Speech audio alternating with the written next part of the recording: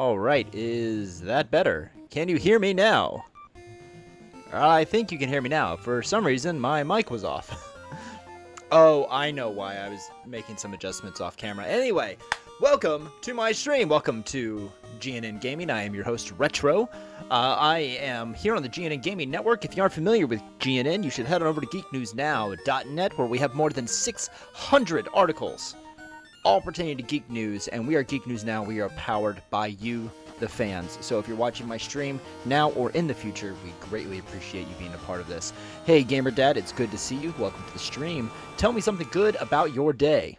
Can be anything. Tell me something good about your day.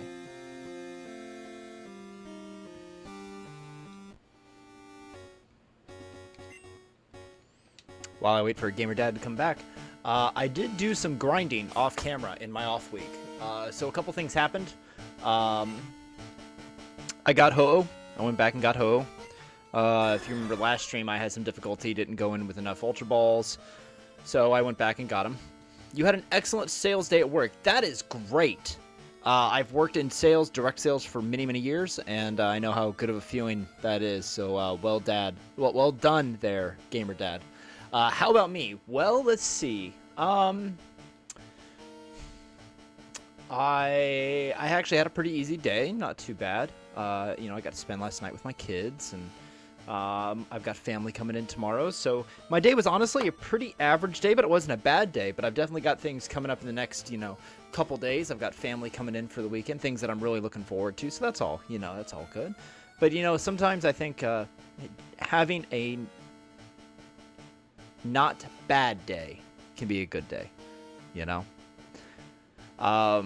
So yeah, in the game, I went back and got Ho-Oh, and I also beefed up my team a bit. Got my Gyarados up. I got everybody up over, right around level 60. I did get a Sneasel for whenever I do get around to doing the Celebi Glitch. If I do the Celebi Glitch, I need a Sneasel. Alright, so I'm going to go take on the Elite Four. This should make short work, but I'm going to buy a few things just in case. Get a few revives. Those are useful. And get a full restore. That'll be enough. I don't actually anticipate any of them being a problem. Because I'm quite a bit higher level than I was last time I went into this.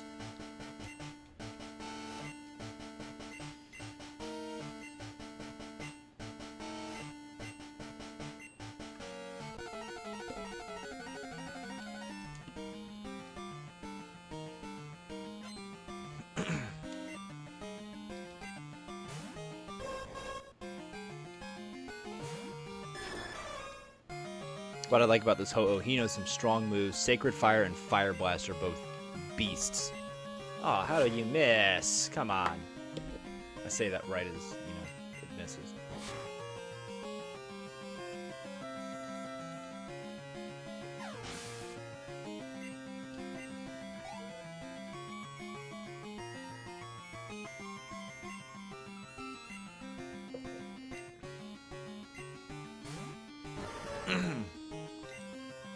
And since you brought up sales, Gamer Dad, can you tell me what it is that you sell? And it can be in vague terms. You don't have to go into super specifics or tell me the name of where you work or anything.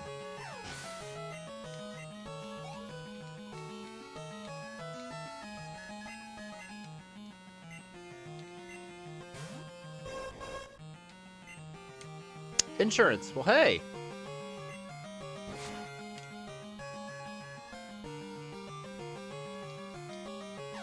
I know how tough that is. I am a licensed insurance agent, actually, for life and variable annuity. But I realized insurance was not sales for me. Wasn't something I went into. But glad you had a good day with it, man. I hope you have more success with it than I did.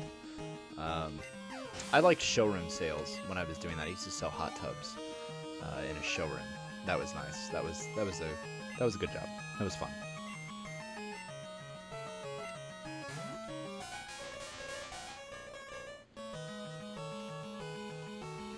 It's not the end game, but it works for now. You know, I don't know if any of us know what our end game is. I think we all have ideas of what we would like to do, but oh, come on, you put him to sleep, you jerk.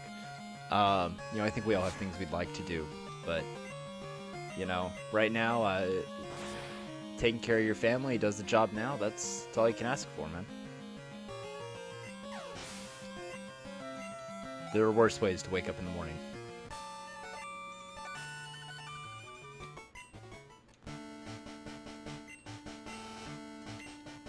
I will share with you guys a quote that I came across. I've got some friends in my Facebook feed that are the real feng shui type people, you know, always putting quotes and stuff, the inspirational things, you know, whether it's Bruce Lee or just whatever it is, they're always putting stuff, you know, on my feed. But this one was I thought really good. It asked the question, what is the difference between the master and the apprentice? The master has failed more times than the apprentice has ever tried. And that hit me pretty hard. The master has failed more than the apprentice has ever tried. So I don't worry about the end game right now, you know?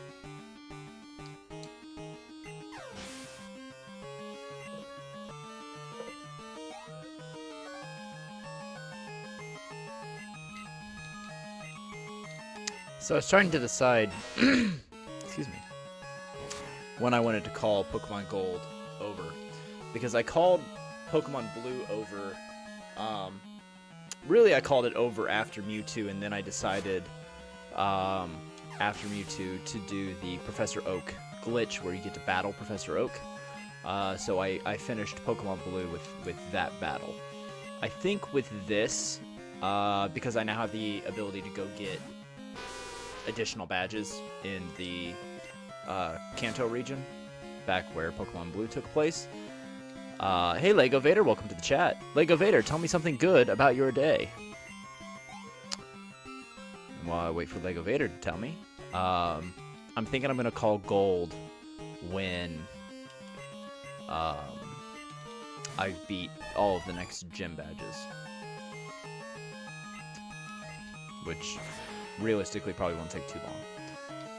Hi, Wolf Angel. Wolf Angel says your stream went very well earlier. I did get to be on part of your stream, and it was a very good stream. Well done, Wolf Angel. I'm happy that you had a good stream. Dark Angel, welcome to the chat. Hi, Dark Angel.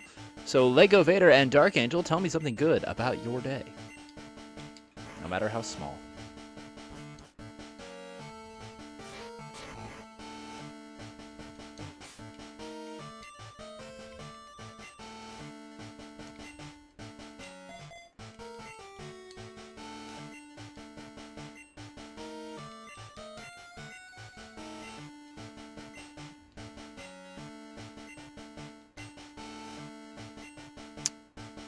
The lazy, annoying person at work got fired today. Well, Dark Angel, you certainly fit your name. Lego Vader enjoys watching Dead by Daylight. That is the game that Wolf Angel runs, and Lego Vader was on there as well, watching that stream. I haven't run it yet either, but it does look like it's a lot of fun.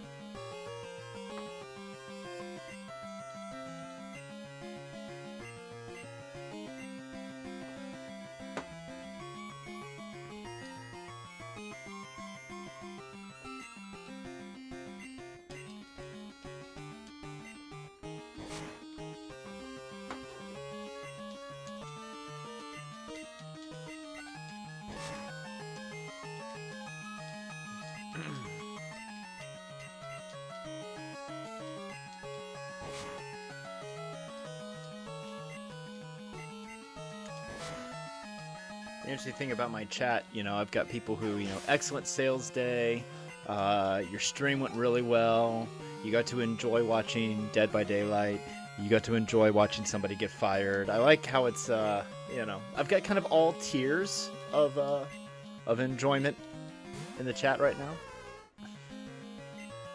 That makes my day.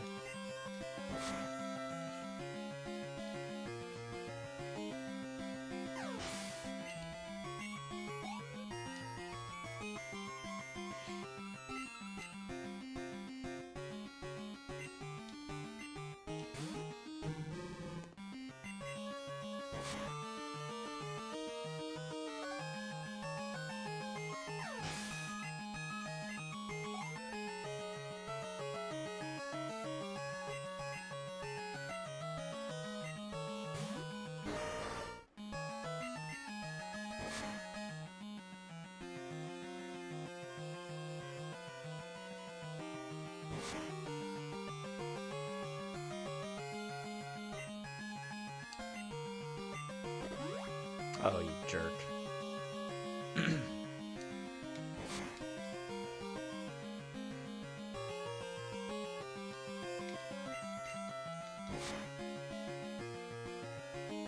How dare the enemy use a potion? It's just not. How dare they? That's what I'm supposed to do.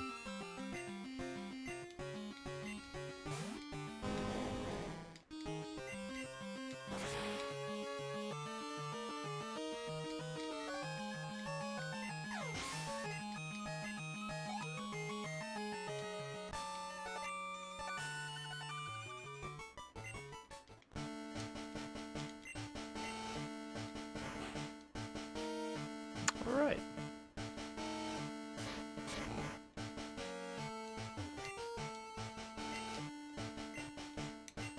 Karen? I wonder if she wants to see the manager.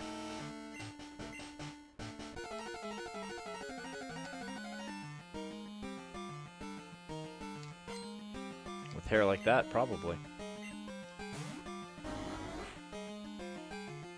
I gotta be careful, I'm gonna end up making enemies.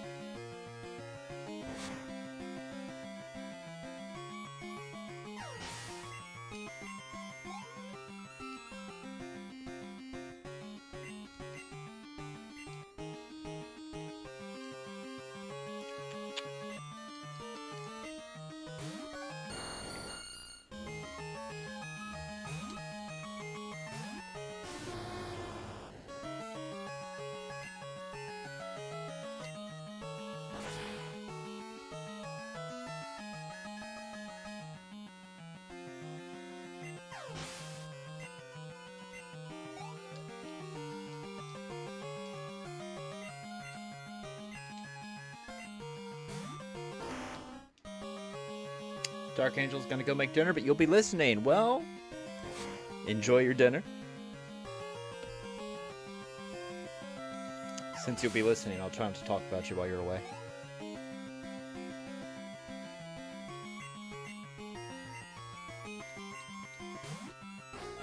Now would be a really appropriate time, because I think that's how a lot of my chat ends up going. I think a lot of people just listen to my stream in their pocket.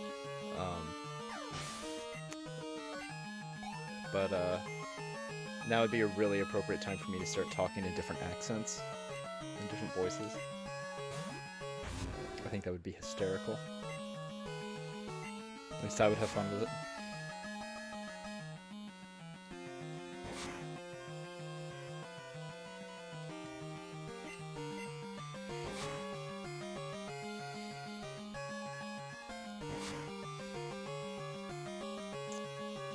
Wolf Angel, shall you be mean to me? Are you about to make me perform like a monkey? Request. Let me rephrase that. Are you about to request that I perform like a monkey? Go ahead, Wolf Angel. You know what? Give me your worst. Give me your worst. What do you got? I shouldn't say that. I'm gonna regret this so much. Tell strangers on the internet to give me their worst.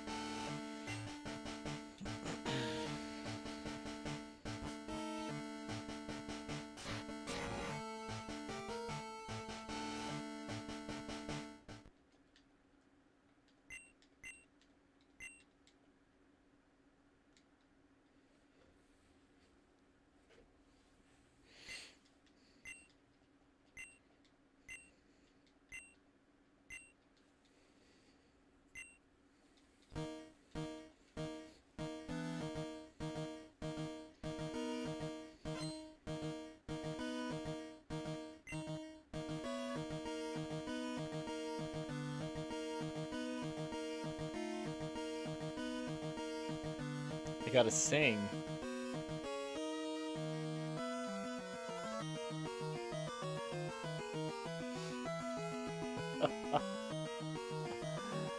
So if you're not looking at if you're watching this on anything other than Twitch right now, we have this thing that we've enabled where if you redeem enough points, you get to do things. So now, whenever I speak, I have to talk in a singing voice for 5 minutes.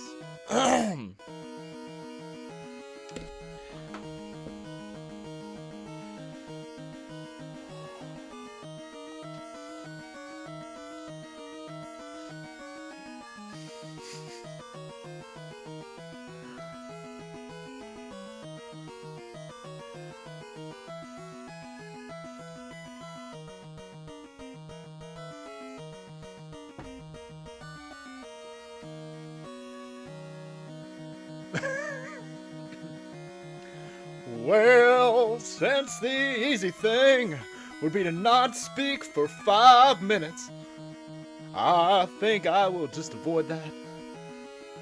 But can I be quiet for just 5 minutes?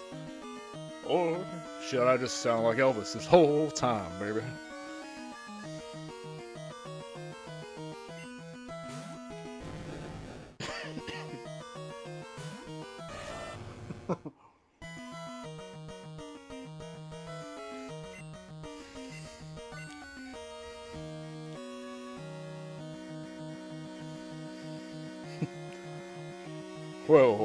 Well, thank you. Oh, thank you very much, Dark Angel.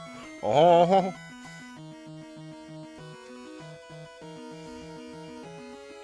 Although, if you really want to make this fun, you should pick a song style that I have to sing it in. Why do I do this to myself?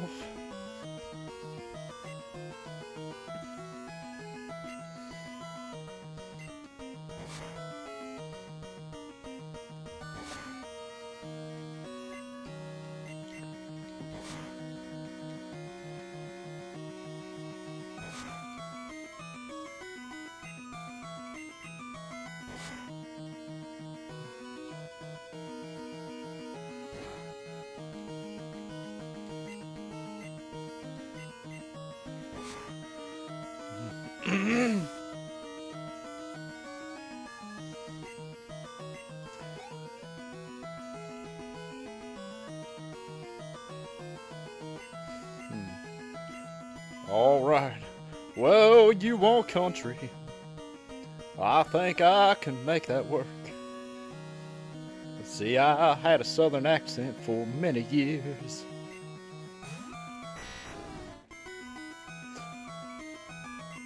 I'm from the Midwest, and we always used to talk with a bit of a southern drawl.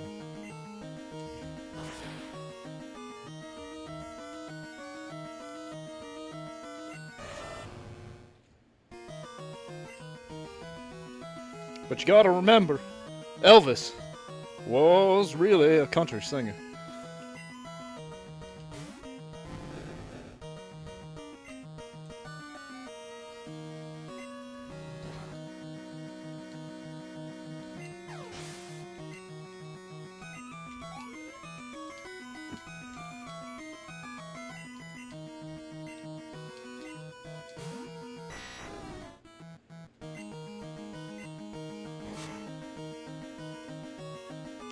I hope somebody's keeping track, 'cause I'm certainly not of 5 minutes.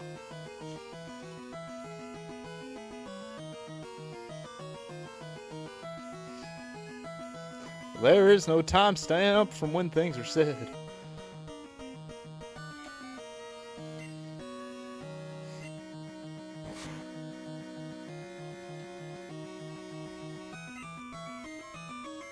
I got 3 minutes left.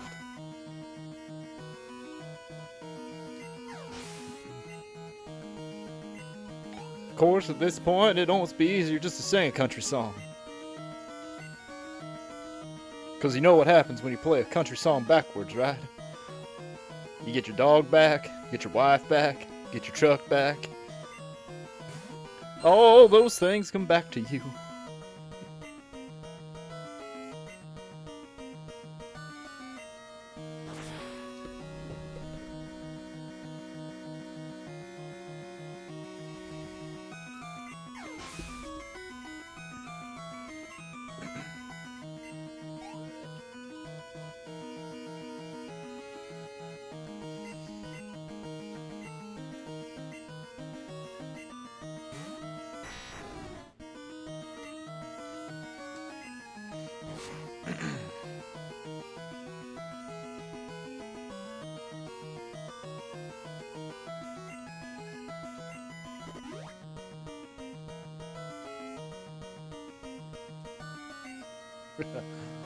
Well, I see GNN Gaming is really getting into it.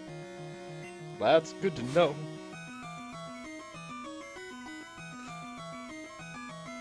Because talking in a sing-song voice ain't easy.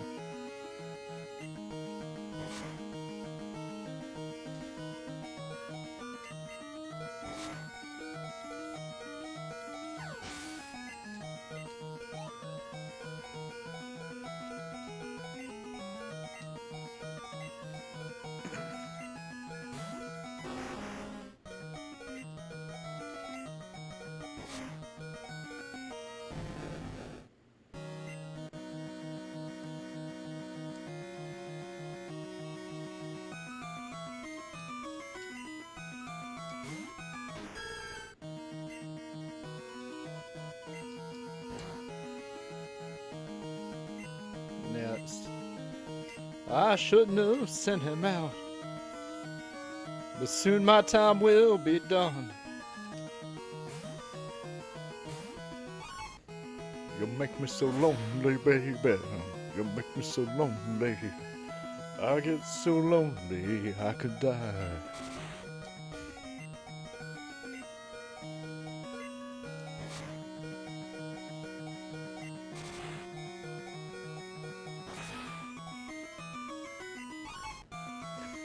Thank goodness. I was really tempted to just not talk for several minutes. That's hard. That's really hard to do. So anyway, as I was saying before, I had to sing and talk in a singing voice for a few minutes. So if you're on Twitch, if you're on the Twitch app, at the very bottom left, the longer you watch a stream, you get these points, right? And they're accumulated in the bottom left-hand corner of your Twitch chat. You can spend those points on different things as they accumulate. And we at GNN have begun implementing some fun little things that you can do to us, like if you tip a certain amount, and it's free. You earn these points simply just by watching the stream on your Twitch app. You get to tip these points and you get to do different things to us. Like you might be able to, you might have to choose what character we use, or make us wear silly hats, or talk in a sing-song voice, you know. All that good stuff. Yes, Dark Angel, I'm aware that would be cheating.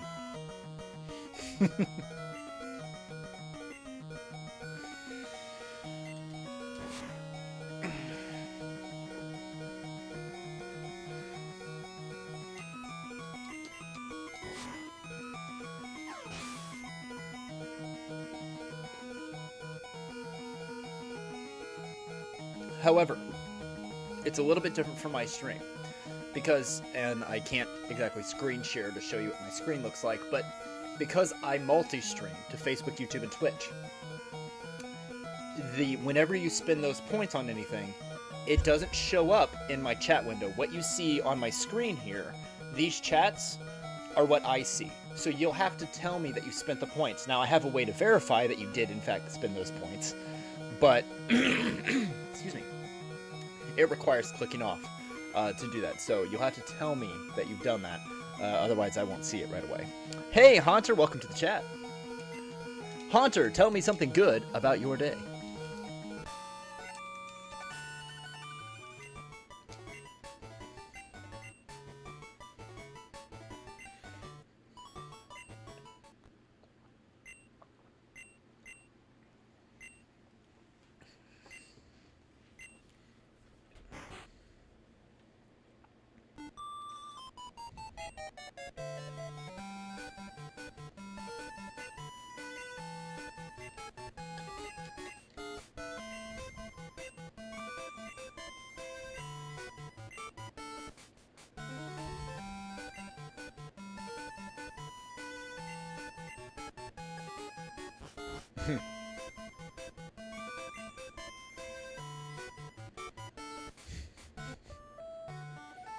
All right. We beat the Elite Four.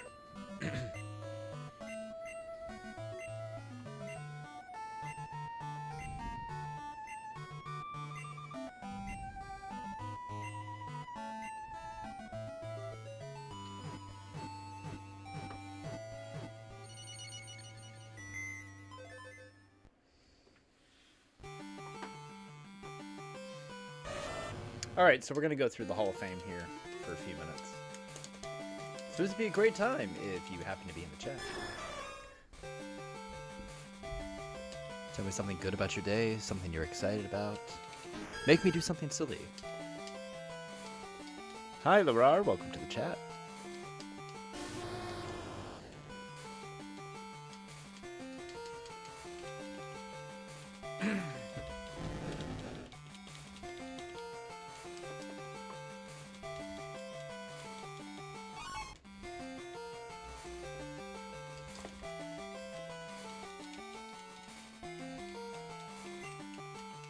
Laura, tell me something good about your day.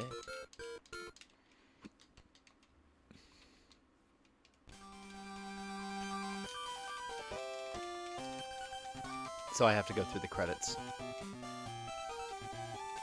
before I can go and do the second part of this game. So this is going to take a moment. Hope you enjoy the music. You started Pokemon Crystal last night. You deleted the last data you had. It was Game Shark stuff. Yeah, I was gonna say, I don't know if that's good or bad that you deleted old game data.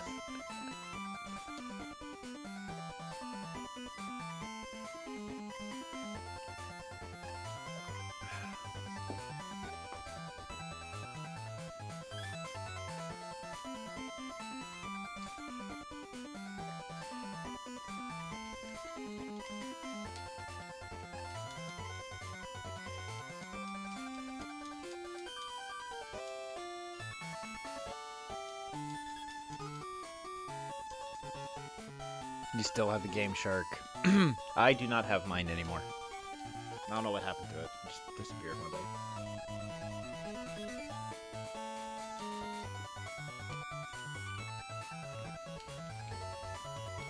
I am going to run Pokemon Emerald after I finish Gold, though. Oh, music's great. Yeah, I'm actually really digging this music. I've got a little volume control on my headset, so that way I'm like, I don't have this blaring in my head and I'm yelling over this just to talk into the microphone so I can hear myself, but I do have it turned up a bit so I can enjoy this music.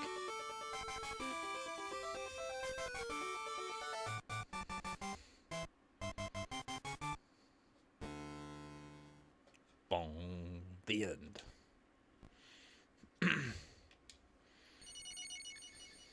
Your husband is home. That's good for you today. You know what? Hey.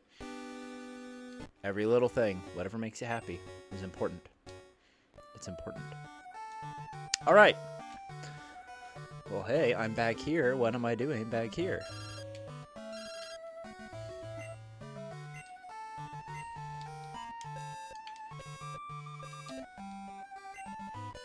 So let's go see what the professor wants.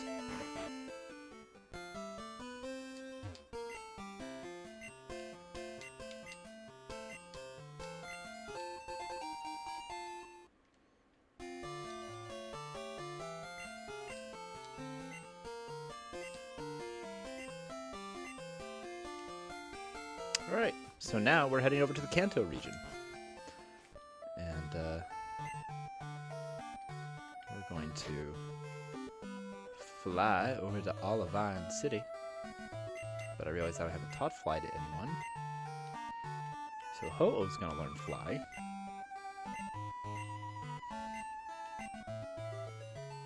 And we'll get rid of... yeah, we'll get rid of Swift, that's fine.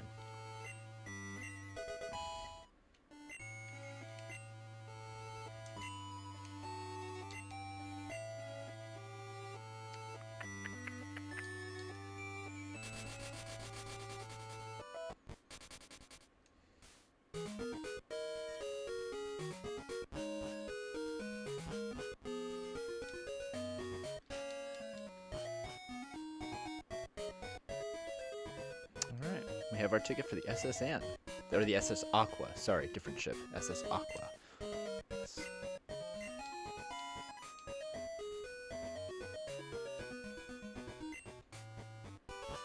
It's a very special looking ship. Alright.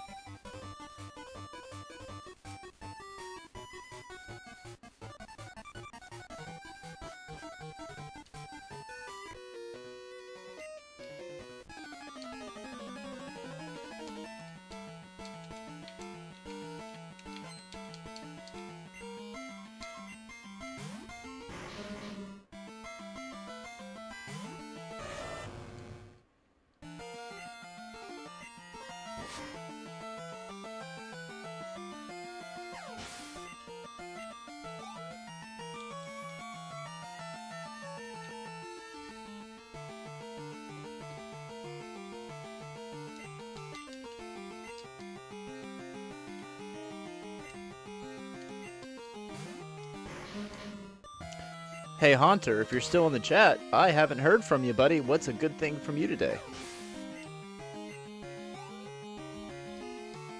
Don't leave me hanging.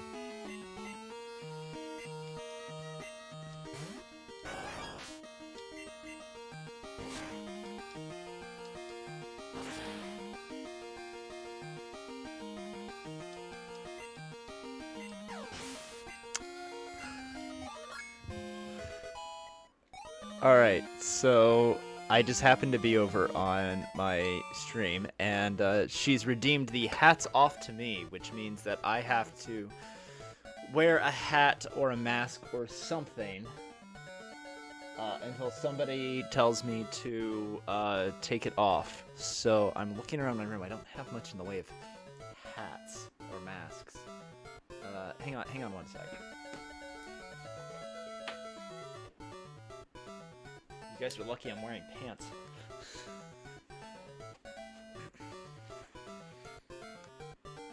Okay, so you know what? I don't actually need that on, it's just so I can hear the game music.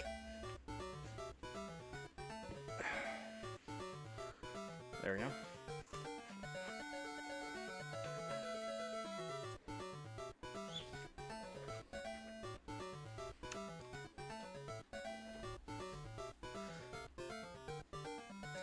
Indeed.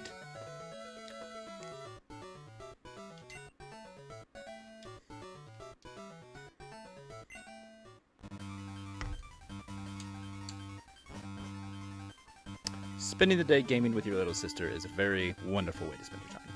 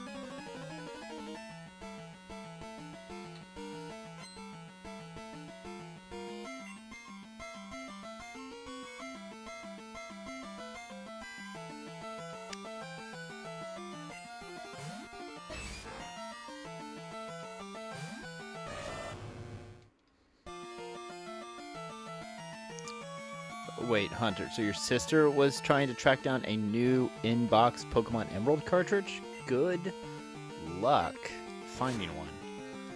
At least not cheaply, I'll tell you that.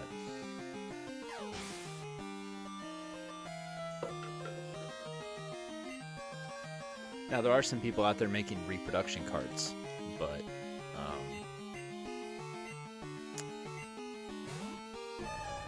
Laura has a few hats from when she used to work on cars. I have exactly 2 hats. I have my trusty top hat here that I actually got from Weasley's Wizard Wheezes in Harry Potter World. And I have a regular ball cap that I usually wear day to day to mostly keep my long hair under control. Because it's at this length where, like, it's not quite long enough for me to pull the front of it back into a ponytail. So it just kind of like just hangs down in front of my eyes like that. It's really annoying during the day when I'm trying to, you know, do my job.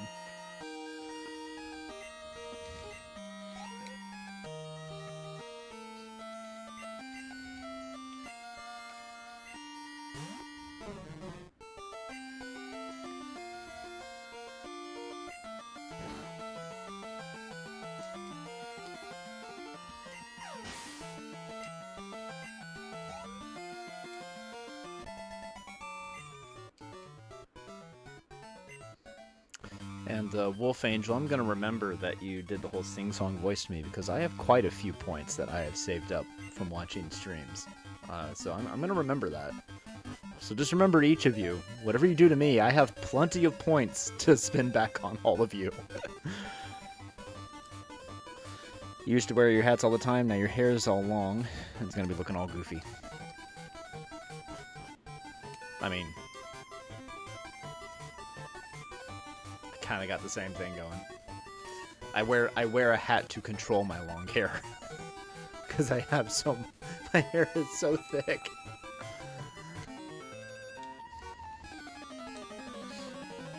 This dude's seasick and he wants to battle me. Like, what's up with that? Like, really? I guess I'll take his mind off of being, you know, sick.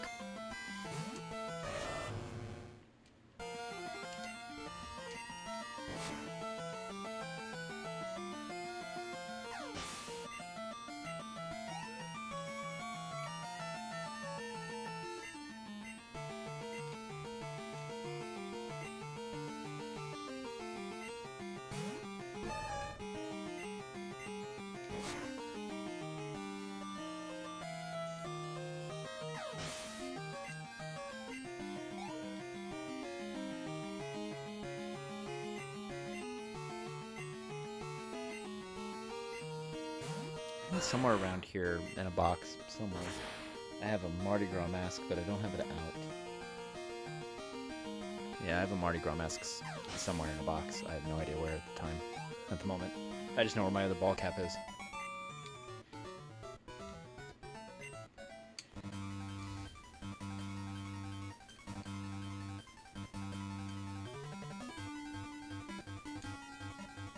Got a female Chikorita last night. Yeah. It's all RNG. I mean,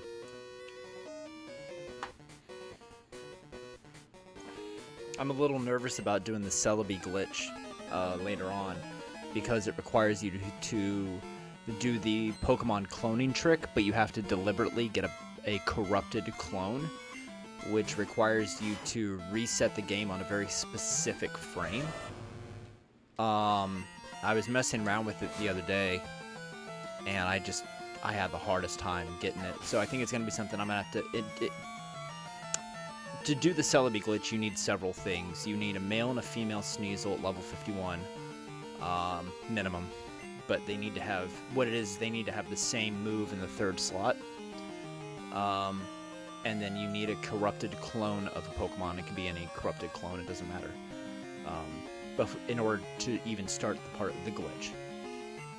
So I may try to grind out a corrupted clone off camera. Because I seriously spent like an hour trying to do it last week, and I just got nowhere with it.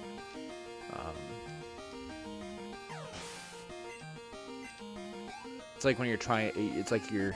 Anytime you try to deliberately do something that requires perfect timing, you can never get it right. It's always when you get it on accident. So we'll see if I can actually pull it off. Because I think it would be cool to do the Celebi Glitch. It's just not the easiest thing in the world. The Mew glitch, the missing no glitch, the Professor Oak glitch was easier than the Celebi glitches.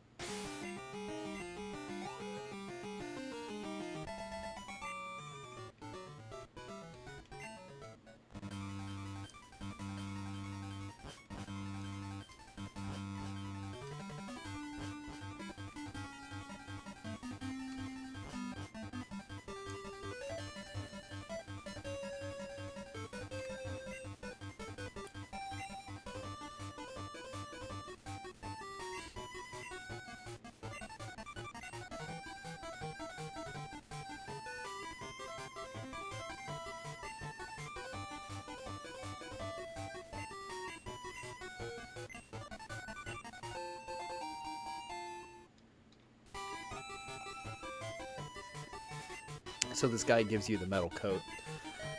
And the metal coat does two things. Number one, it boosts steel type moves.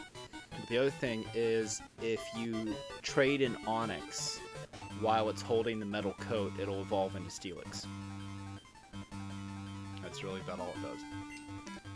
But I'm not doing any of that because I don't have anybody to trade with. I can't really trade in this format anyway, so yeah, not gonna sweat it too much.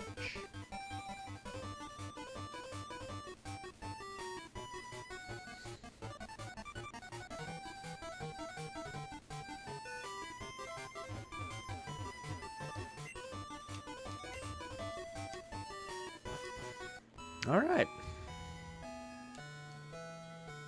Million City.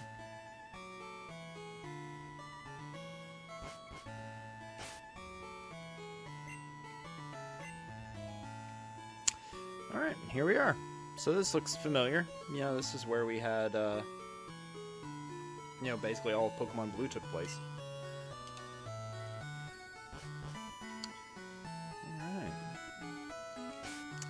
Change out what Pokemon is in front, though, just for a moment. Excuse me.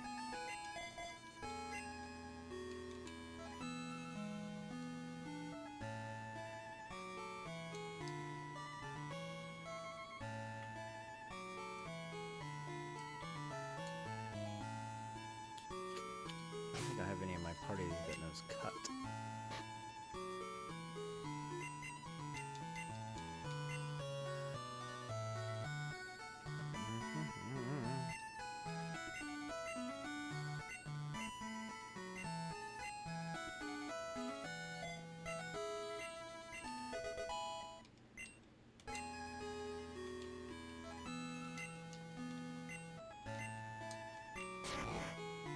I think I can just go right in here and challenge. Yeah, I should be able to just challenge him right away.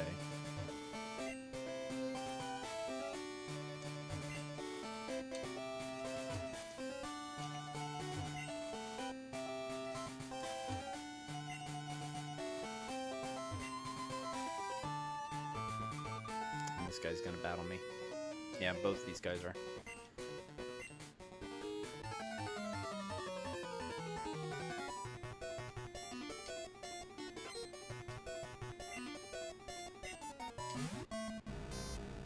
So for those of you who are coming onto my stream right now, welcome. Feel free to say hello in the chat. Come hang out. Tell me something good about your day.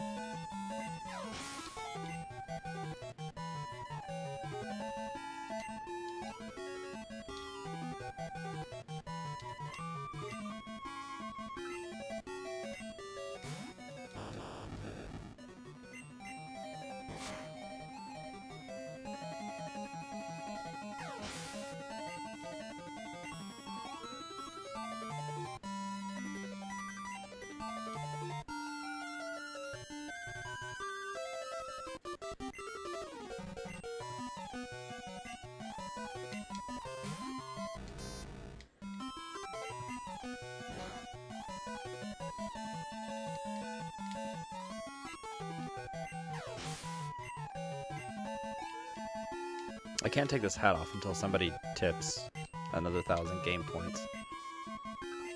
But then I have to put a different hat on, I believe, are the rules. I think that's what it is. I think I have to keep changing hats and or masks, but I only have 2 hats at my disposal, so...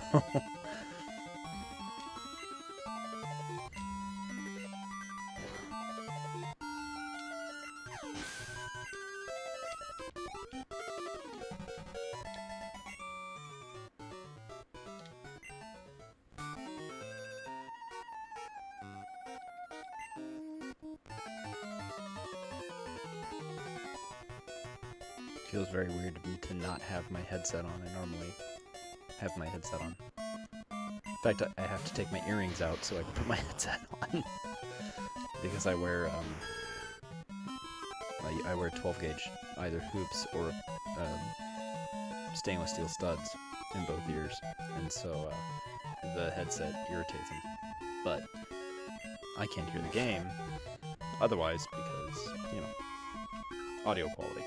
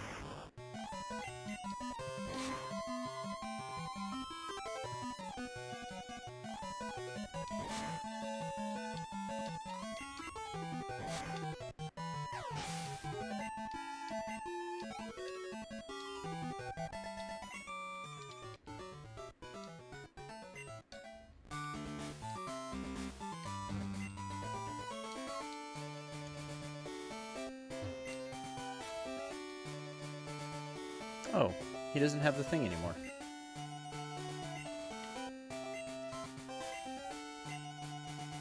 This whole time I was trying to check the trash cans like you had to do in Gen 1. I had forgotten that, I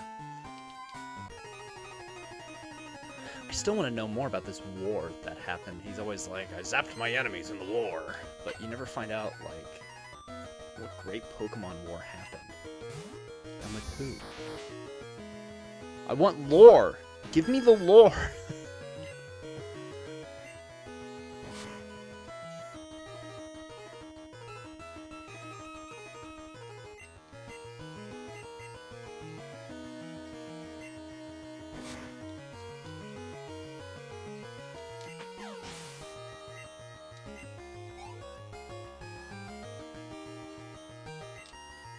Oh, he's got quite a few Pokemon now. Yeah, we're gonna switch out. Let's put in Hoenn.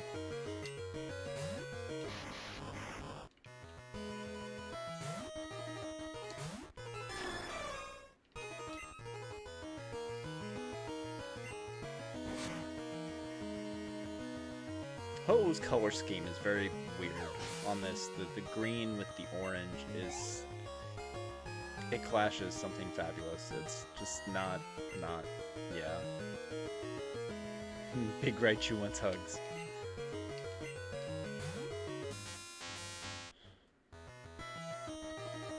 Electabuzz is jamming out.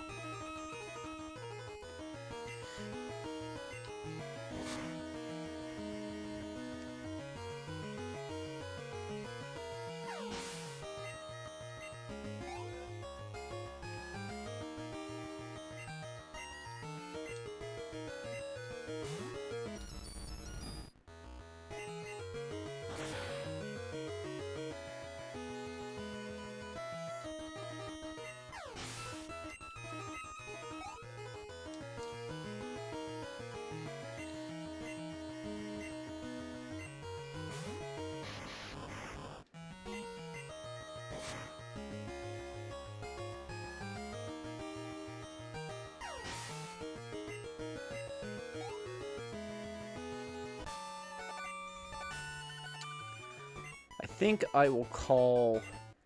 I think I'll call Pokemon Gold done when I get Lugia. I think that's when I'll say that this part of it's done.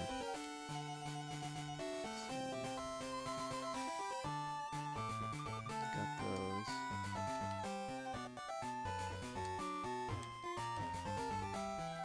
Which that'll be like one of the last things I do, because I'm not doing the legendary dogs, NT, Raikou, and Sukun, because that's a lot of RNG that I just honestly don't want to deal with for what I'm doing. Let's see, this guy making do is he still go on about Rapidash.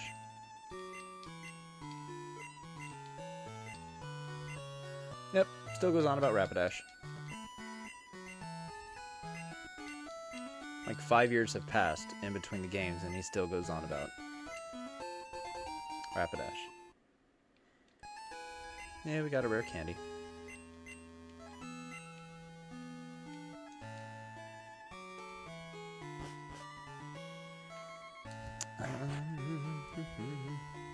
Alright. Well, let's see where we want to go.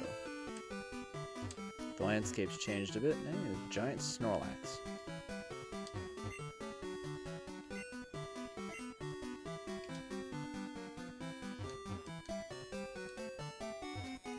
Should go to the Pokemon Center.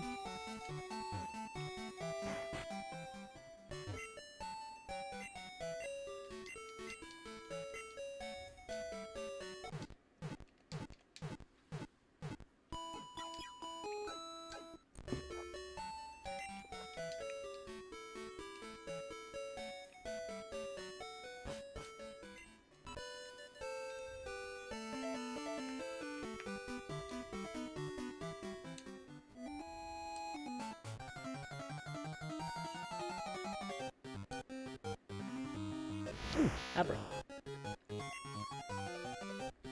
I like Abra.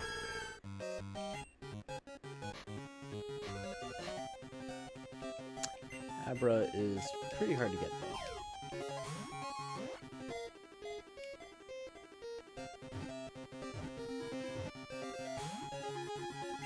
He's gonna teleport away. Yep.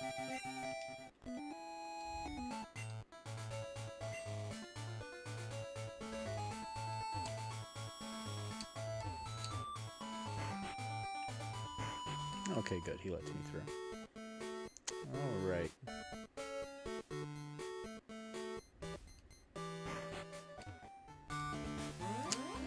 And we'll take on Sabrina. Oh, these guys are turning trainers now. They didn't used to be. That's alright. Now that I know that, I can avoid him easier.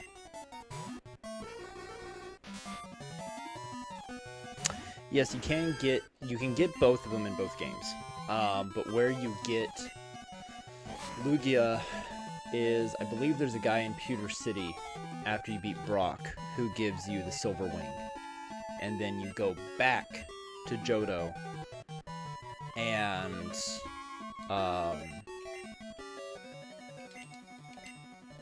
you go to the Seafoam Islands. Not the Seafoam Islands, but the I forget the islands, but the ones you need Whirlpool to cross over. You go there, cross over those, you go into the cavern system, and Lugia's in there. It's the same. He's in the same place in both games. It's just when he appears is different. Same thing if you're playing Silver, you get the gold feather after in the same place, and then you go back to the burned out tower and Ho-Oh's there. So it's just a matter of where they are in which game.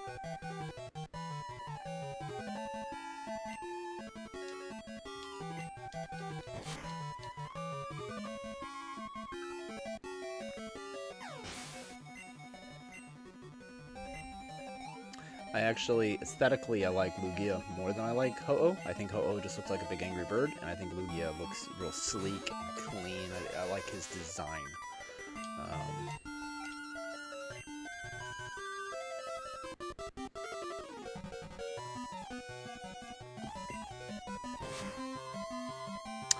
In Crystal, yeah. A lot of things changed with Crystal. They did the same thing with Emerald. over Ruby and Sapphire. You know, all of the legendaries are just a little more powerful in those games. So I'm excited to do Emerald because I've never actually run Emerald. I've only ever done Ruby or Sapphire, never both. Ho-Ho's an angry turkey. That is a accurate description of Ho-Oh. He is an angry turkey. I like it.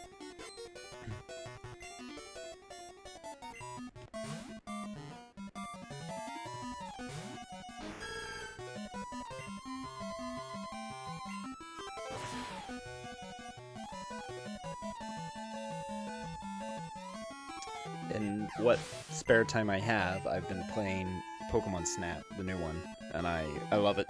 Although I'm kind of at a very difficult part because I need to level up all of the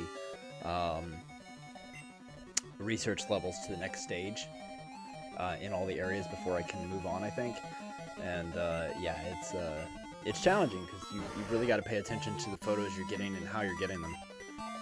But I gotta say, the new PokéMon Snap, in my opinion, I'm just one guy, is everything I thought it would be. It's everything I wanted it to be.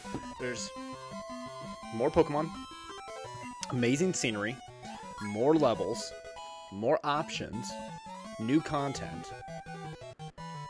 It's brilliantly executed and, you know, left open for, it's been fun.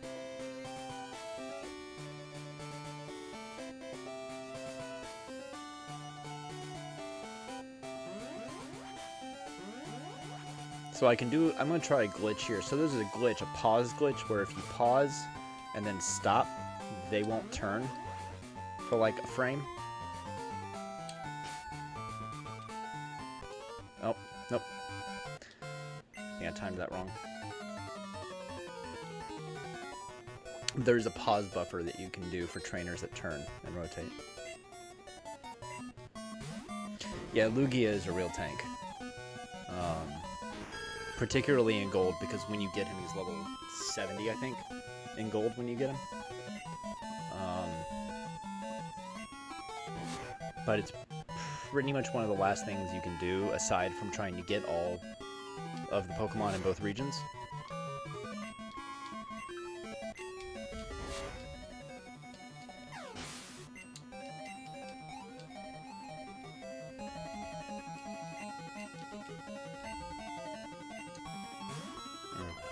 Should have changed, so I'm not paying attention to my button presses.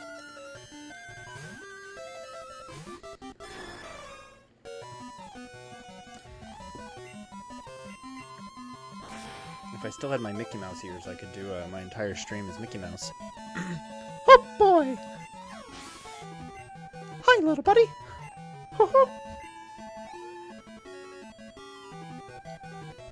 Oh gosh! Gee, Mickey. Dude, is it Eeyore? Thanks for noticing me.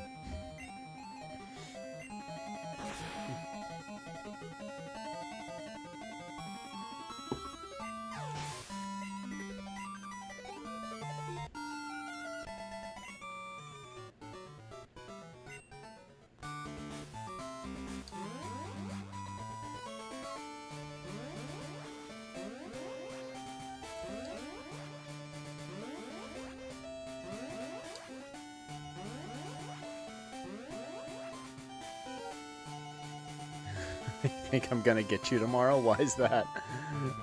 Oh, just because of the hat thing?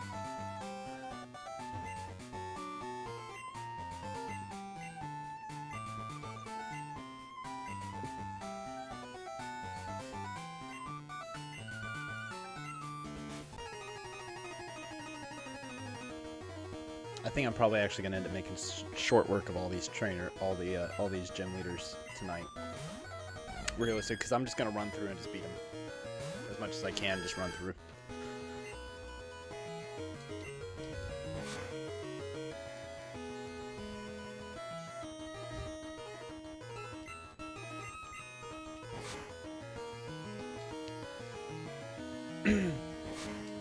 If there is anyone from Europe that happens to be watching my stream, please do not take offense. For the longest time, I took an English accent when I talked to people. Because I discovered something that people were afraid to offend a foreigner. So whenever I sounded like myself, it's quite interesting how people treated me differently whenever they thought that I was not from around here. So for a long time, I had an accent, and I ran with it, and I got decent at it. I haven't done it in a long time. It sounds very weird for me to do it now because it's so broken now. I used to have it really dialed in. But I used to be able to do a couple different accents, but I don't do them as much anymore.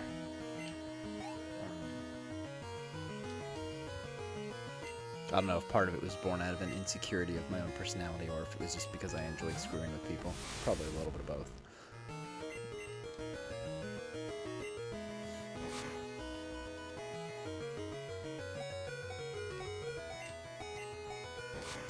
The easiest one for me to do is still a good old southern accent. Mostly because, again, I'm from the Midwest, and I'm from Indiana. That's where I grew up. I'm born in Kentucky, but from Indiana. And, you know, so Southerners, Midwesterners, particularly people in Indiana, and if anybody from Indiana's watching, y'all can agree. We're a bunch of misplaced Southerners for the most part. And, so, you know, we say words like if and you dare, and y'ont to, and y'all.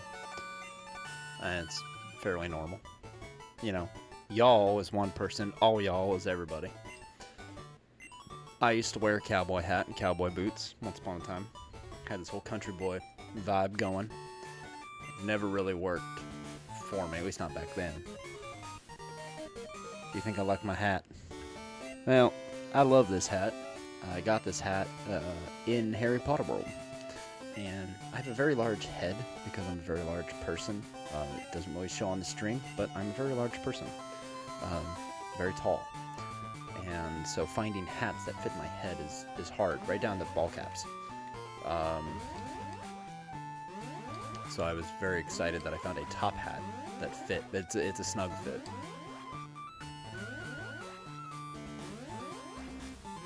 But oh yes, I will be getting both of you back, don't worry.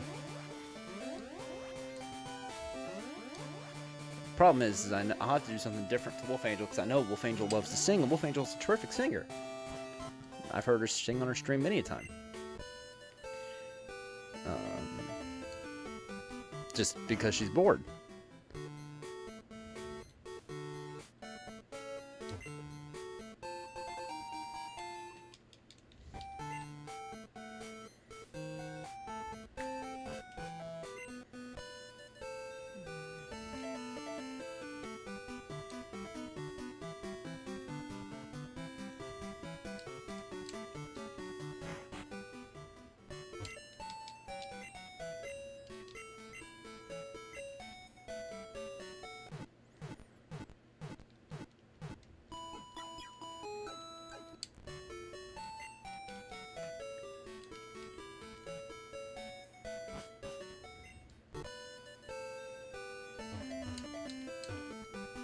Come on.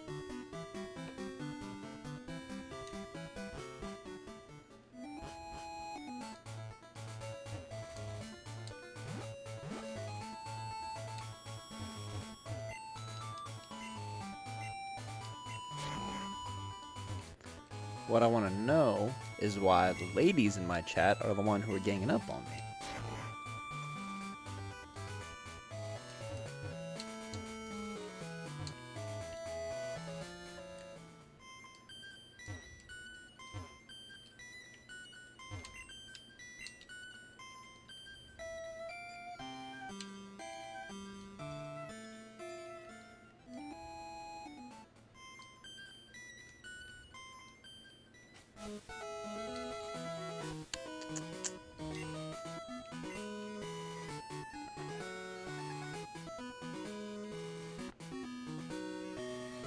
All you can think of is if he had a unicorn or narwhal hat.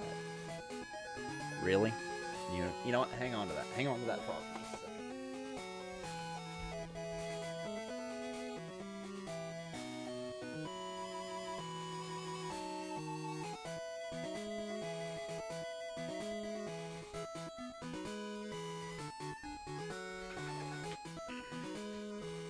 So, I don't have a unicorn or a narwhal hat, but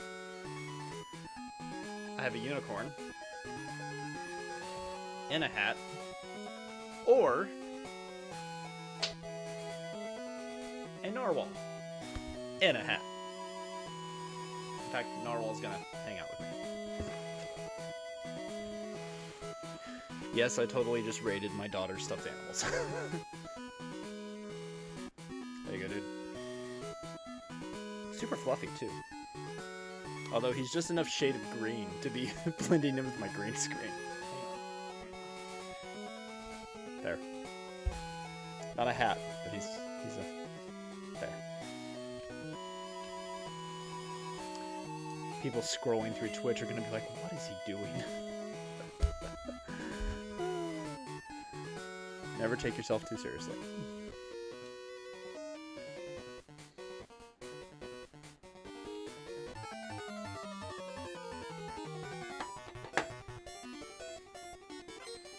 There.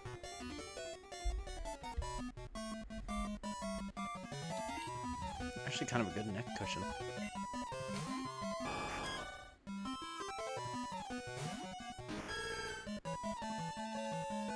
But yes, I actually have a, my daughter has a gigantic stuffed narwhal. In fact, it's almost as big as she is.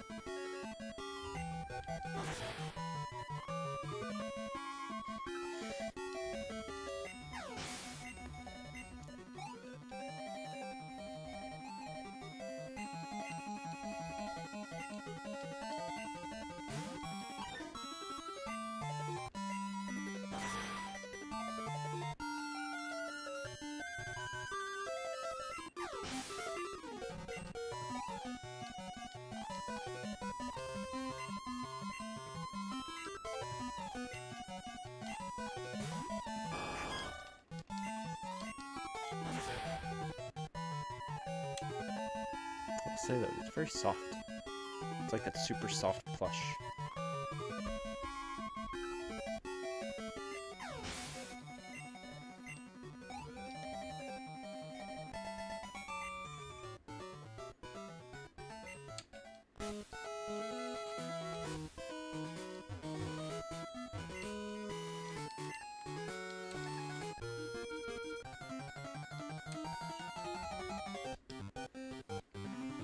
But if I had a unicorn or narwhal hat, I would absolutely wear it.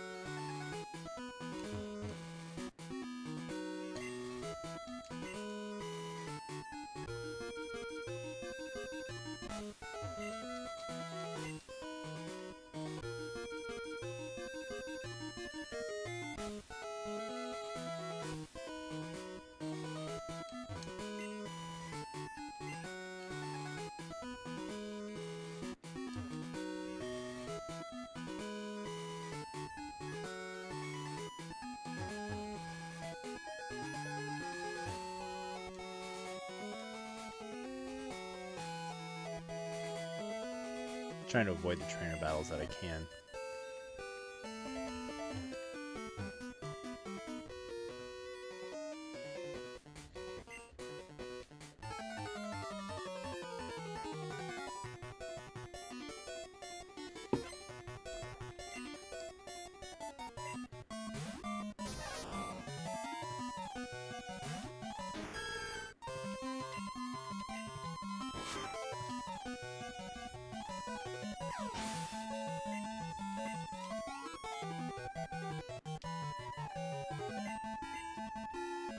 Does this guy just have 6 Pikachus?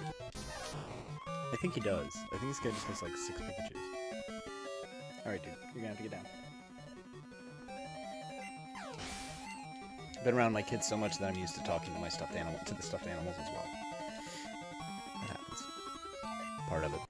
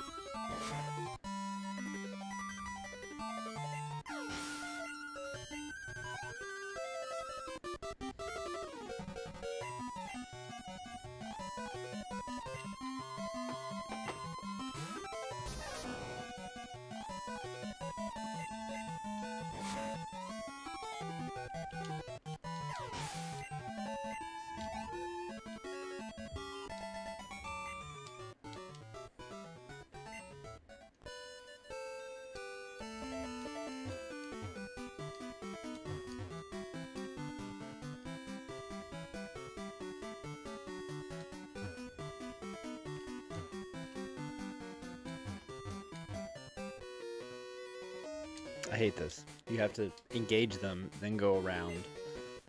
Yeah, it sucks.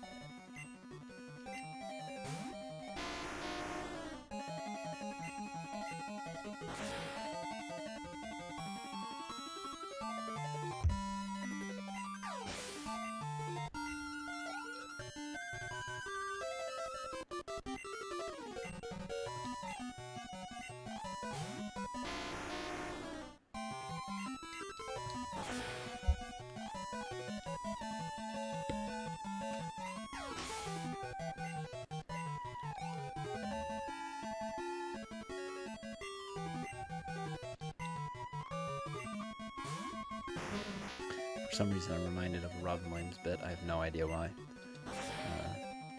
This whole thing. I'd like to talk about the very serious subject of schizophrenia. No, he doesn't! Shut up! Let him talk!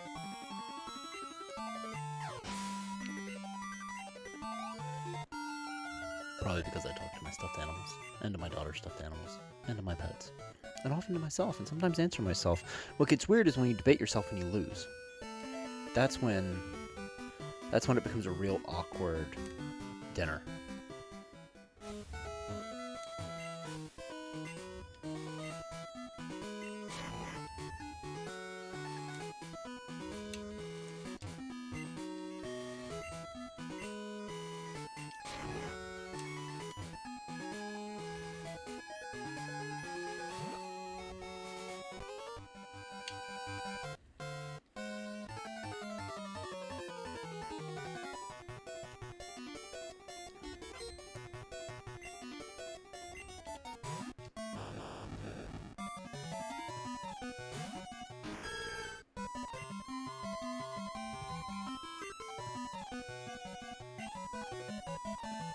Yeah,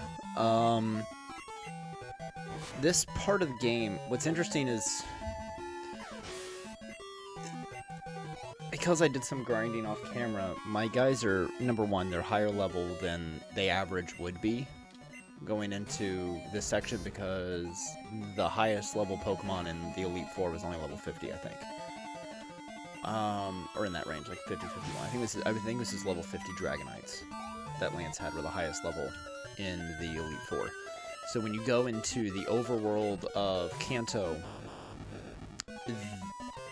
the trainers are the level that they would be if you were playing Pokemon Blue. Basically, they didn't really scale up the second half of the game, which they should have, but they didn't. What's nice about that, though, is it kind of, if you're the kind of person that likes to level up your lower levels, it's a good way to do that because, you know, you're not always putting them up against, you know, a whole bunch of overpowered Pokemon where they get knocked out first round. So it's got its pros and cons. It's all about your style of play. Me, I'm just trying to run through and beat the you know, I've already knocked out 2, getting ready to take on the 3rd. Which would be Koga, but Koga's in the Elite 4 now. So we have a different gym leader here. And I don't remember who it is now. But we're going to heal up real quick. Then I'm going to beat this gym leader, and then I'm going to take about a 2-minute break. And then I'll come back and we'll continue on. But I think it's entirely possible I might actually finish out Gold tonight at this rate.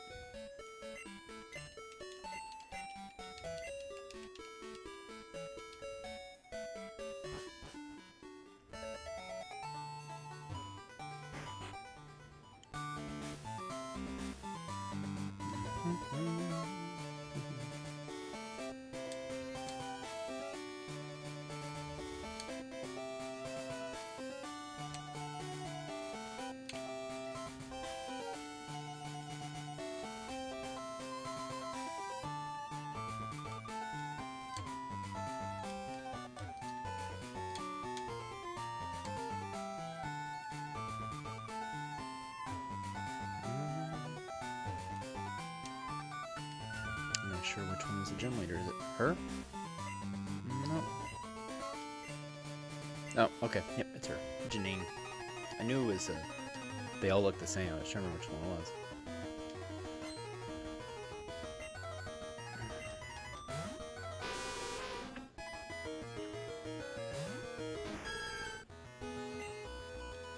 I think in the canon of Pokemon, I think this gym leader is the daughter of Koga, or like younger sister maybe.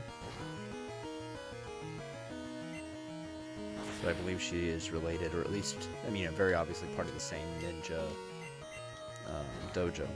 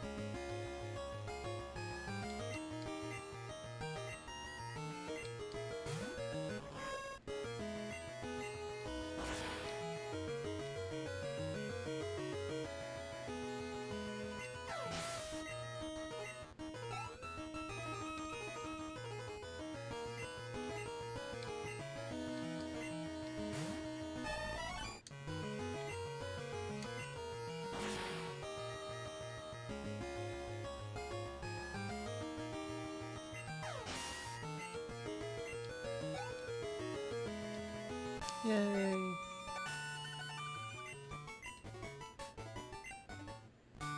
Alright.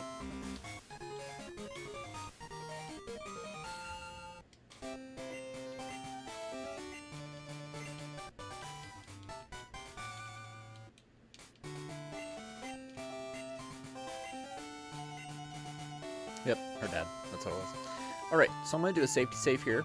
I'm gonna take just like give me like a 2-minute break, and I'll be right back. We've been going about an hour and a half, so in that break, be sure to go on over to geeknewsnow.net or find us on Facebook, Geek News Now, or be sure to follow right here on Twitch, GNN_gaming. I will be back in just a few minutes.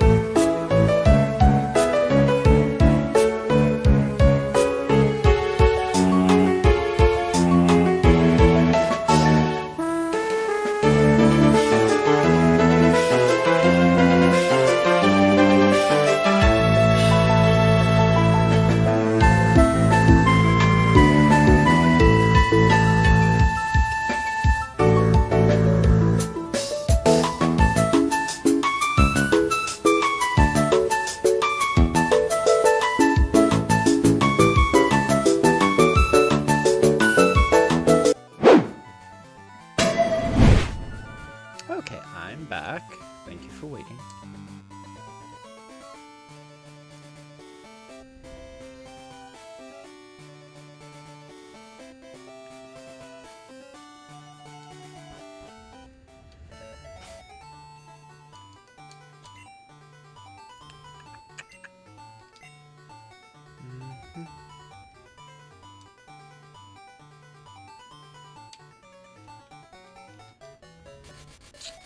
Yeah, we'll go back to Saffron.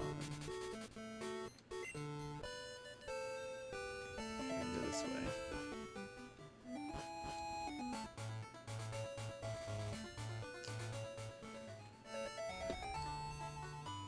And I believe down here is still Erica. So we'll see about taking her on. Fire type.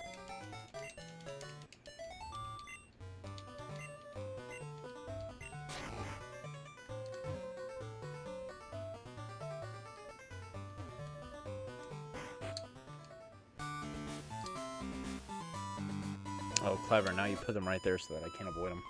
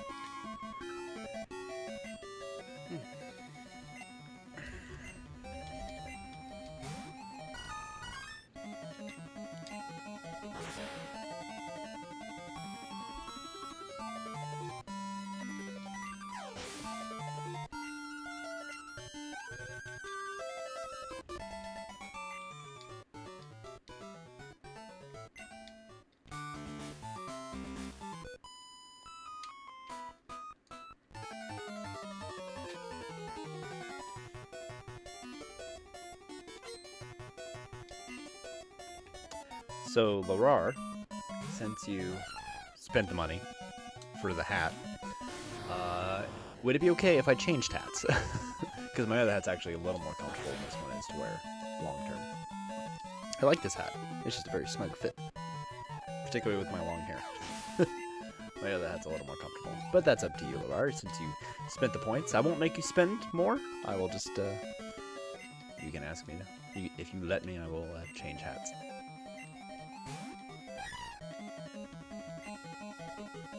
Or you can make me continue to wear this one.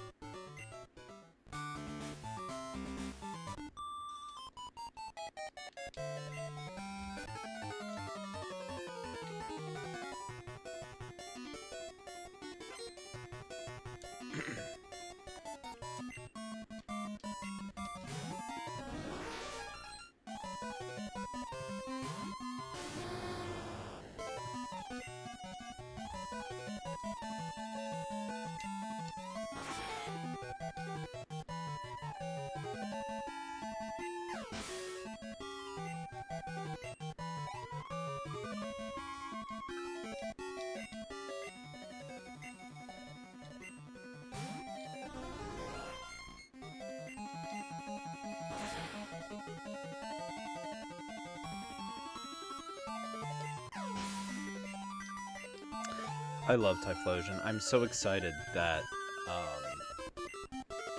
Cyndaquil is one of the starters in Pokemon Legends Arceus. I'm very excited that that's the case. Although I think Pokemon Legends Arceus marks... Well, I guess not. It marks the first time a mainstream Pokemon game has been released that wasn't released in pairs. And I'm not counting, like, the Mystery Dungeon or the Pokemon Ranger series.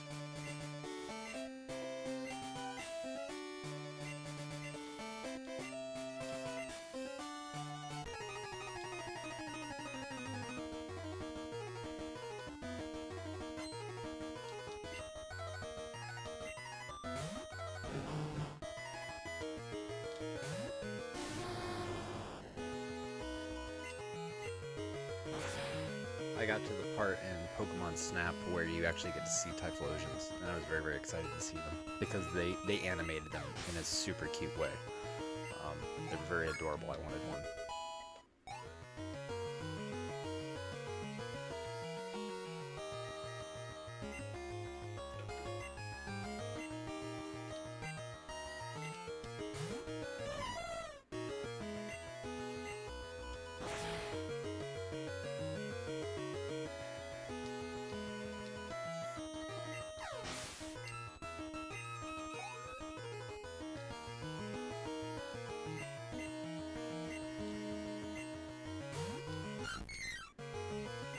So I just remembered that there is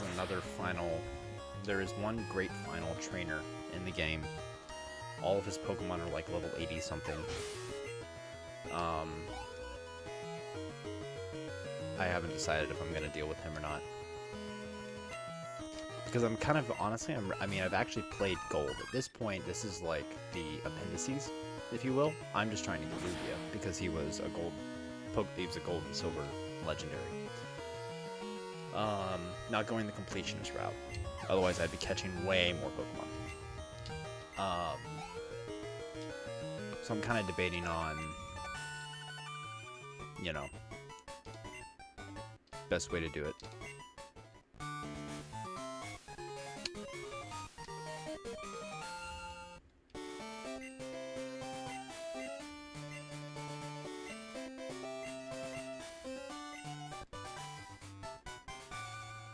So she just give me Giga Drain, which is a super powerful grass type move. I am gonna teach that to Majanium.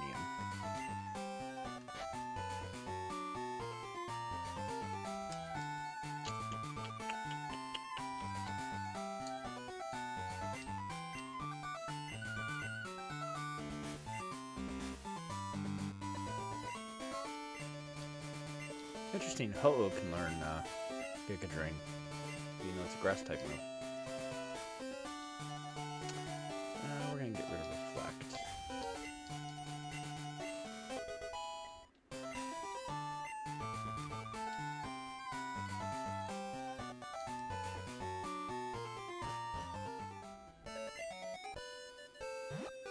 Alright, so I'm gonna look at the map real quick.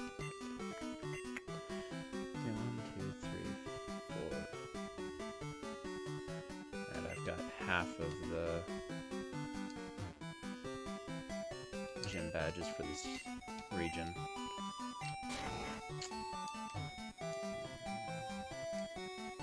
Trying to decide the way I want to go. There's 2 routes really I can take.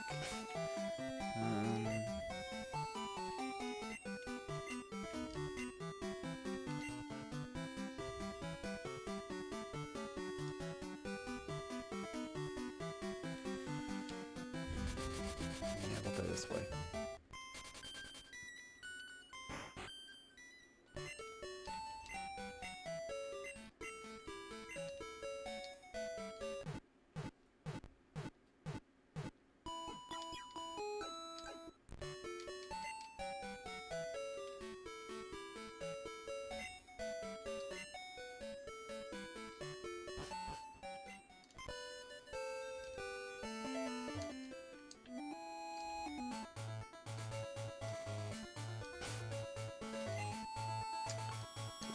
We're dealing with a lot of rock types from this Fraligator up.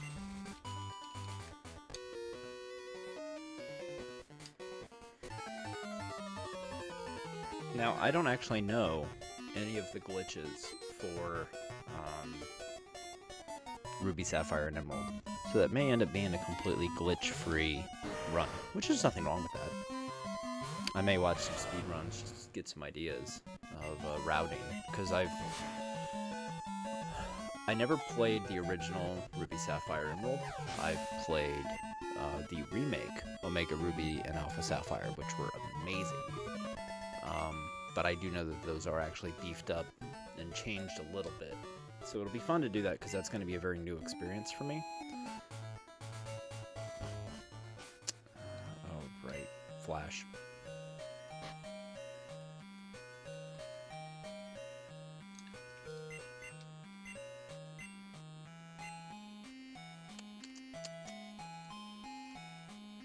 Such a useless move to waste.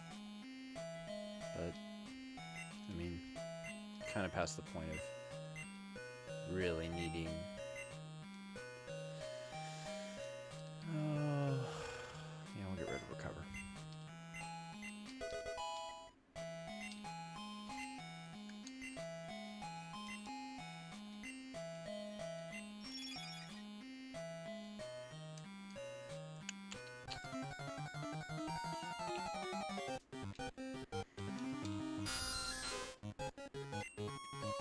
So I think the longest part of all this route is I've got to get back to Cerulean City, and I've got to do it the long way. So, yay!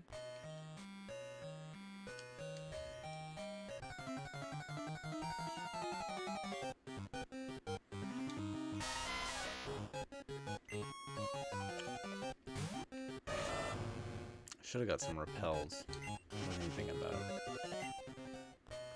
What if I have any?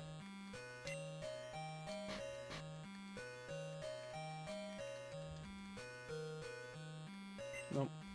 Oh well. I'll just deal with it. Wild Pokemon.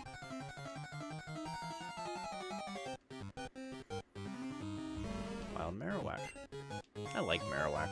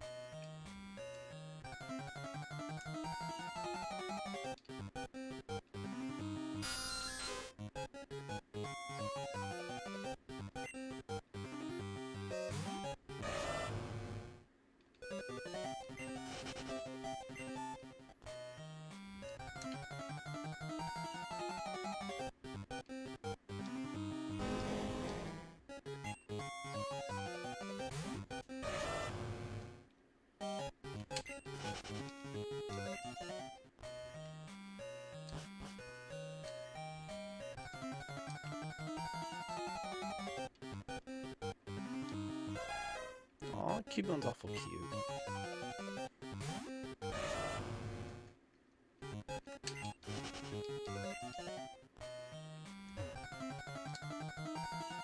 And there's the exit. Although, I have to admit, it doesn't make sense to me that in, like, 5 years that this cave is an entirely different, like, structure.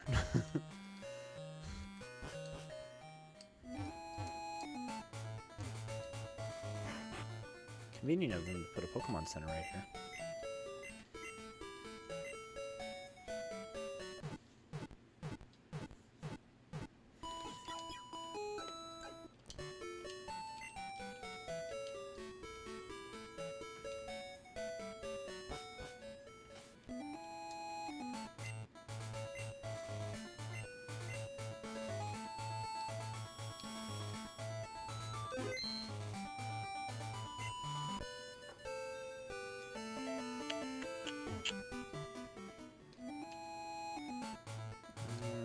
Yeah. This area is similar. Oh, it's not what I wanted to do, but I think it'll work.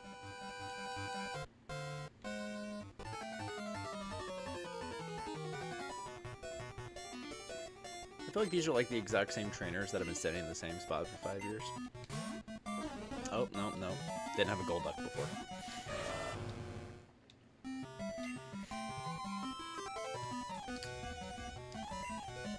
just rage him, because water moves won't be effective.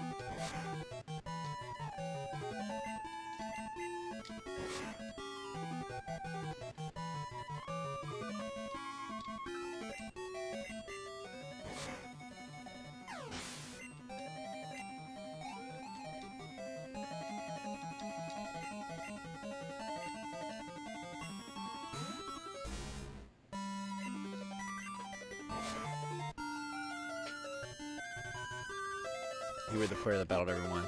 Well, I also know you're a completionist, so that makes sense. I can be, depending on the game. If I were running a completionist route, though, with the Pokemon stream, I'd still be on Pokemon Blue. You know. So I get it, though. I definitely get it.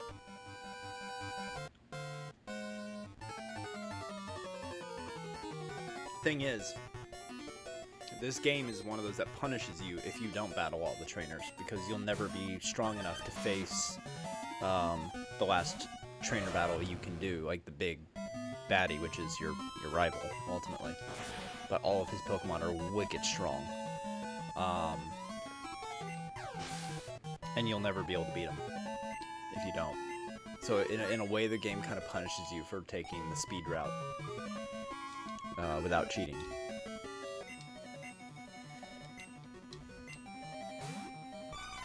But since I'm not going to be battling him...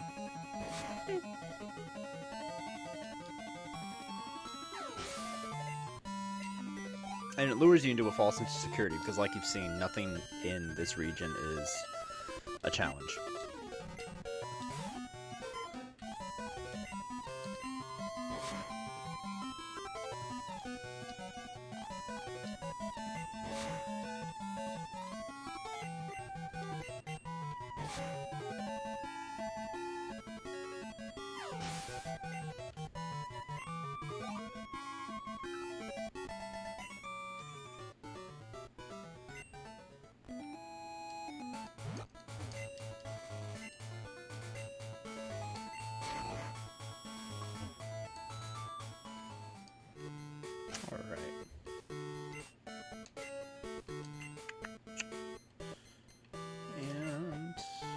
Janium should do everything.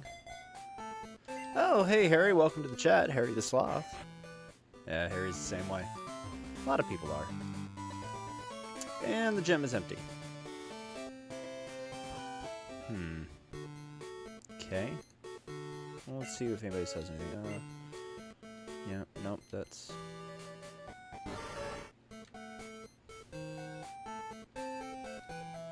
Alright.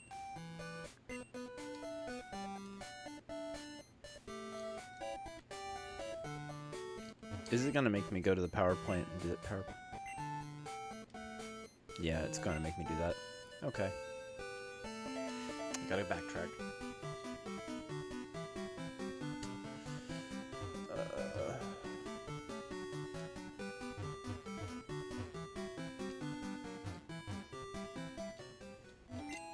I'm just hoping I get away with not dealing with the power plant. Should have known better, so yeah, I may not end up beating it this stream, we'll see. Got about an hour 15 left of my stream, so we'll see, maybe. I don't know how fast I'll be able to breeze through it.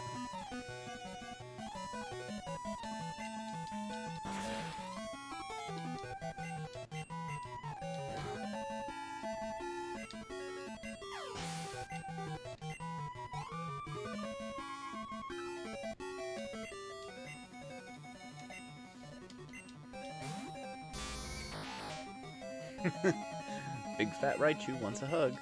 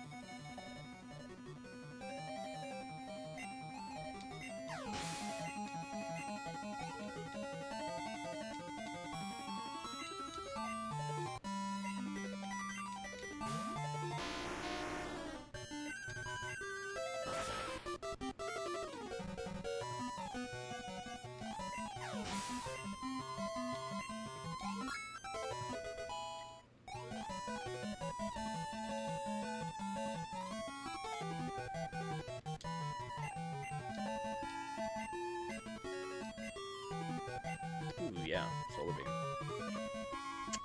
You betcha.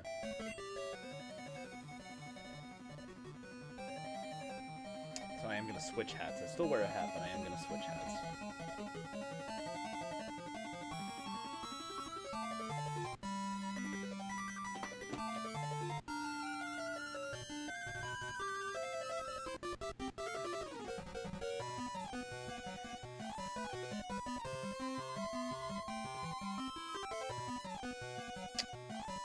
Ryan in the chat. Hey Ryan, how are ya?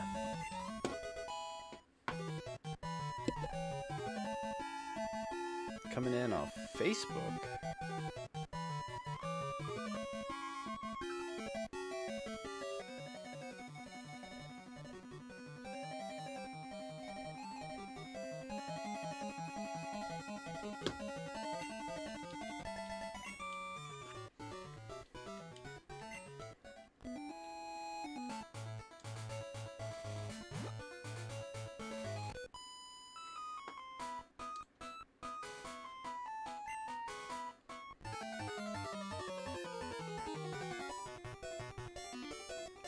If you're just coming into my stream and you haven't told me already, tell me something positive about your day. Ryan, Harry, anyone else who happens to be on the stream, please do. Tell me something positive. Anything, give me anything really. Just tell me something good about your day.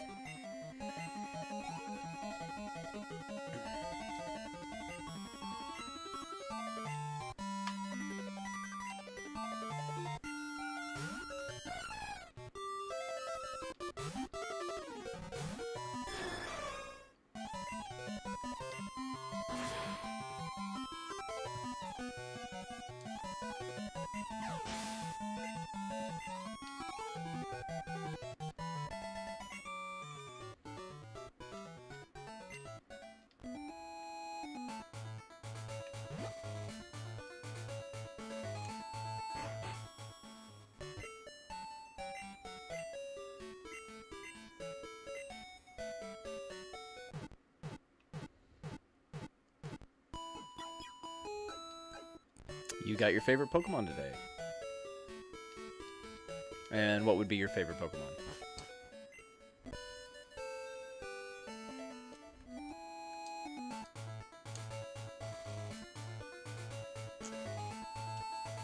Well, if you're new to my stream, I believe that positive thinking breeds positivity. So, you know, when we acknowledge the little things in our day, no matter how small, that are good, it can make a lot of negative time not seem so bad. Gengar, nice.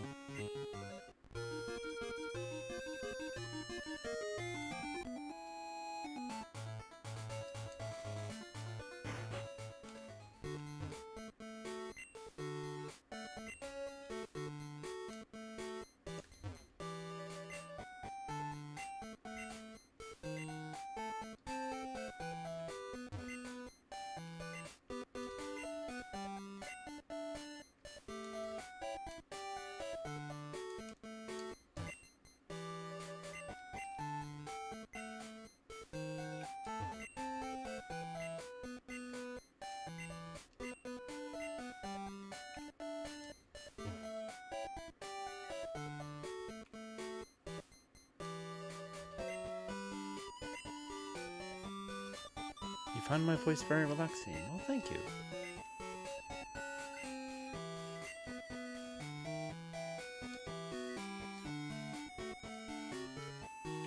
Alright, where am I supposed to go here? Into the power plant.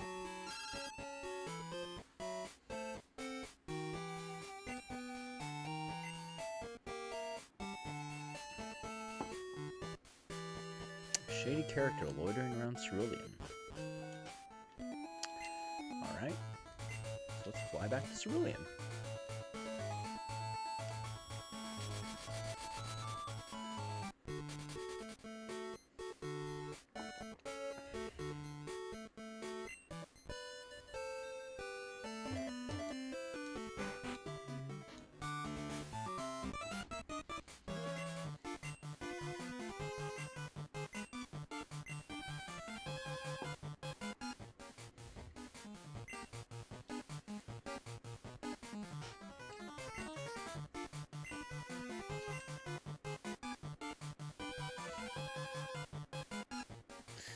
Wolf Angel likes her weirdness, yes.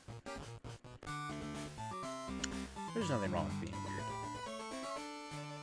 weird. Geekdom is all about being passionate about something. And what are geeks if not passionate?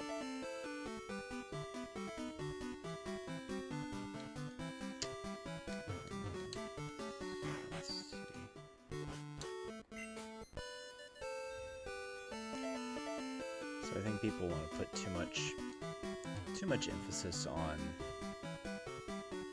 you know, being a certain way or looking at things from a certain point of view or whatever. And is this the guy?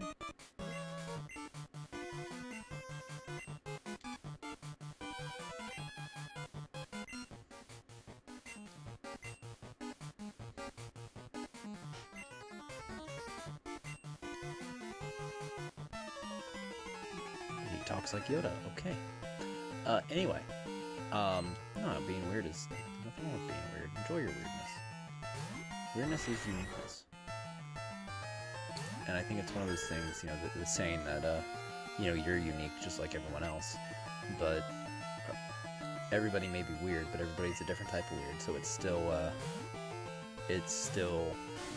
weirdness, you know? And it can still be unique to you, even if everybody has their own. That's the whole point, is everybody has their own weirdness. Celebrate it, enjoy it, live it, love it. You know, on my wall, I mean, if you saw the inside of the room I'm in right now, I have all over here on the left side of my desk all of my geek stuff. I have things on my wall for my children. I have hanging on my wall over here my Jedi robes. Behind my green screen, I have my Harry Potter robes hanging on this side. I have my Star Trek Next Generation outfit on that wall. I have a giant mural on the wall behind me, big dragon mural on the wall behind me. I play Dungeons and Dragons. You know, enjoy what your uniqueness, your weirdness. You know, because nobody can take it away from you. and more importantly, nobody can tax it. I think Robin Williams had a whole thing about that. Need a little bit of madness, because no one in the world knows how to tax that.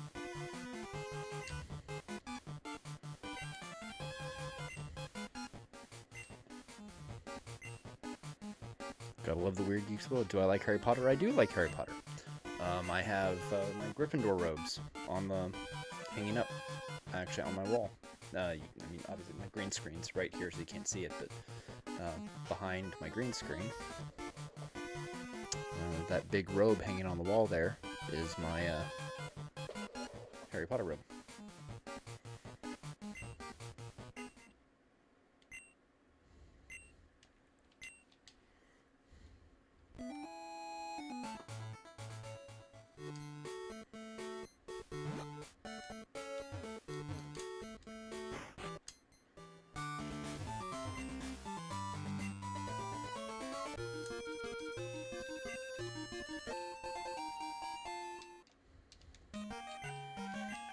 Okay. Now we can go get the bullet train up and working.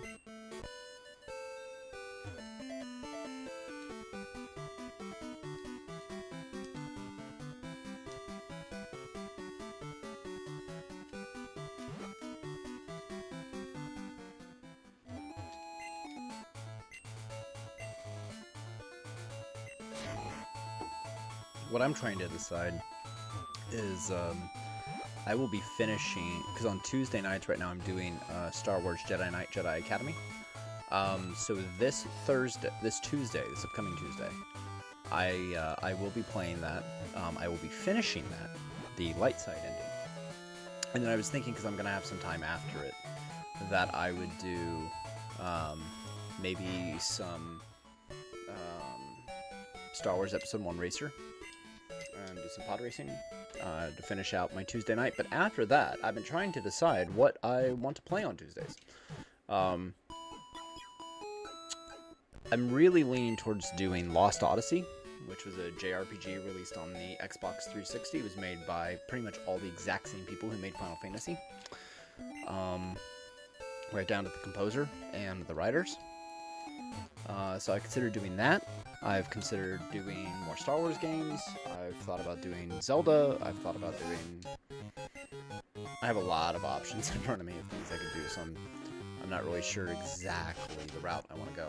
So I'm open to suggestions.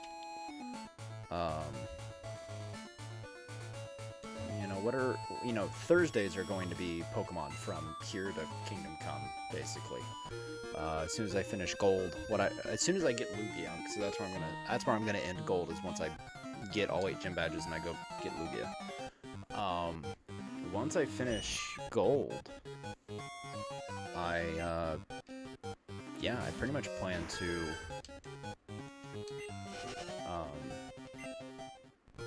go into Pokemon Emerald next and play that. Saturdays for right now, for the time being, I am running Star Wars Knights of the Old Republic, the first one, Dark Side, and I'm about a third of the way done with that, give or take, because I've also got some DLCs and some expansions that I've installed.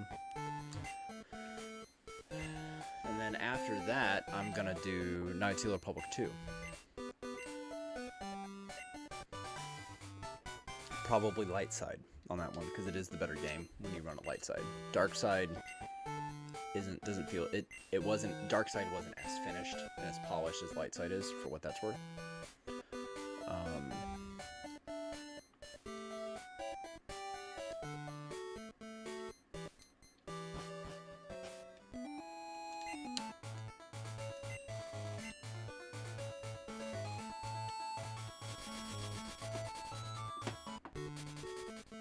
Trying to figure out where the gym leader is for Cerulean Gym.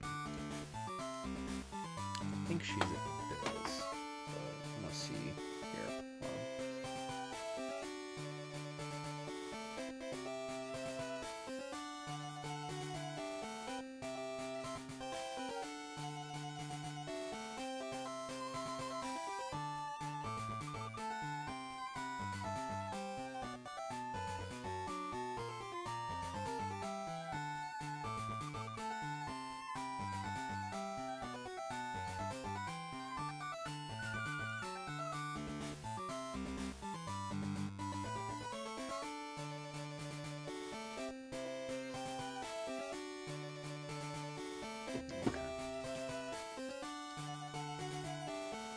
That's what I thought it was.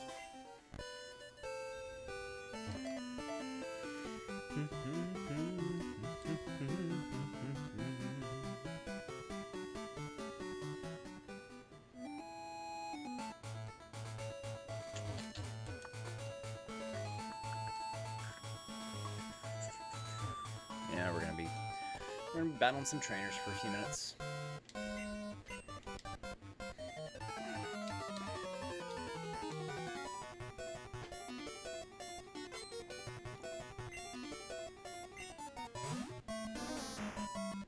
We were talking about weirdness. I think one of the most polarizing parts of my life was when I fully embraced my weirdness.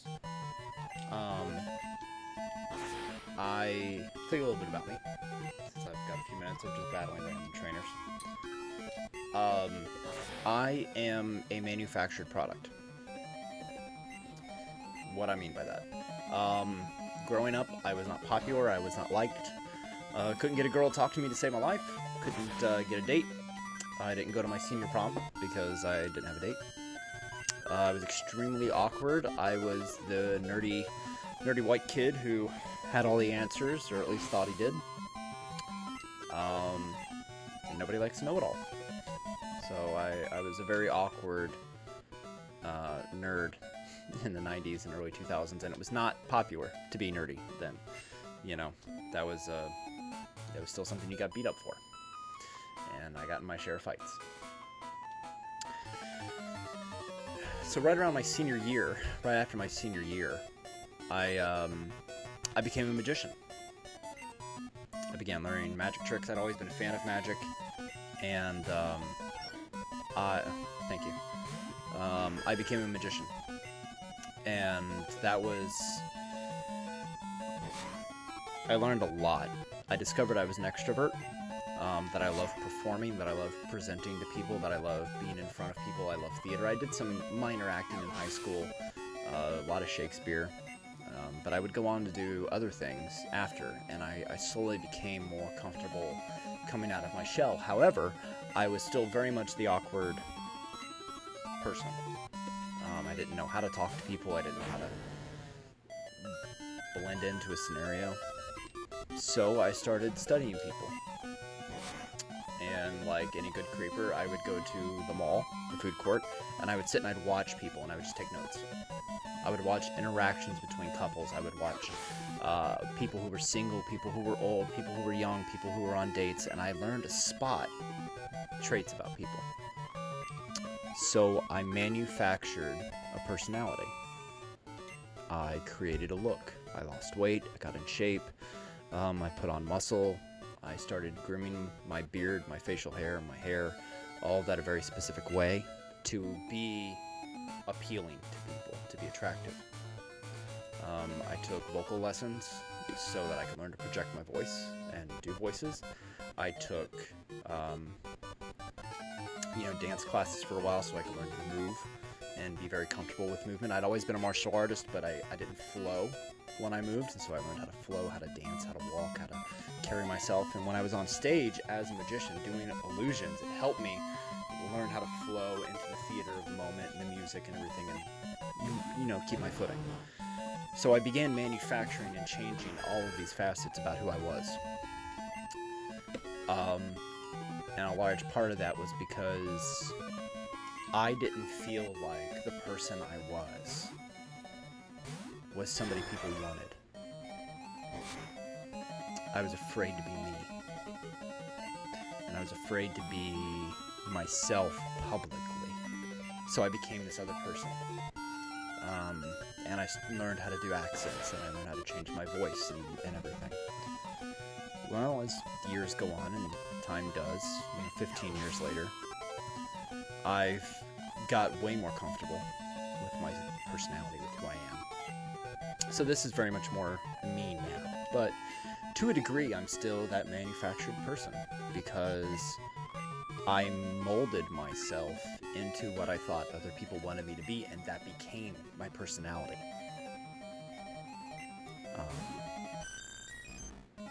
So I'm anybody who knew me in high school doesn't know me now. And what's funny is, because I am so different, right down to looking different, I look very, very different. Part of it is age, growing up, thinning out. Features change, facial hair changes. I now have silver that grows in my beard. I don't wear the big rimmed glasses anymore. Even when I wear my glasses, they're very thin frames.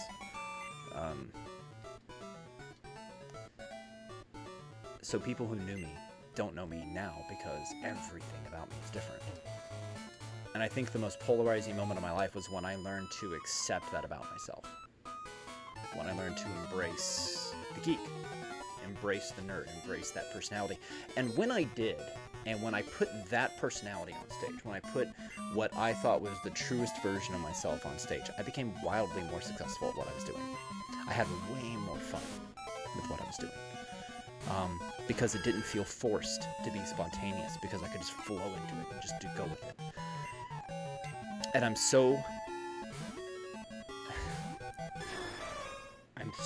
glad that this can motivate somebody. I am so happy that as a father to little kids, little children, that they can grow up in a world where being a geek and being yourself and being passionate is accepted now. And the geek community, and I know I'm ranting right now, get over it.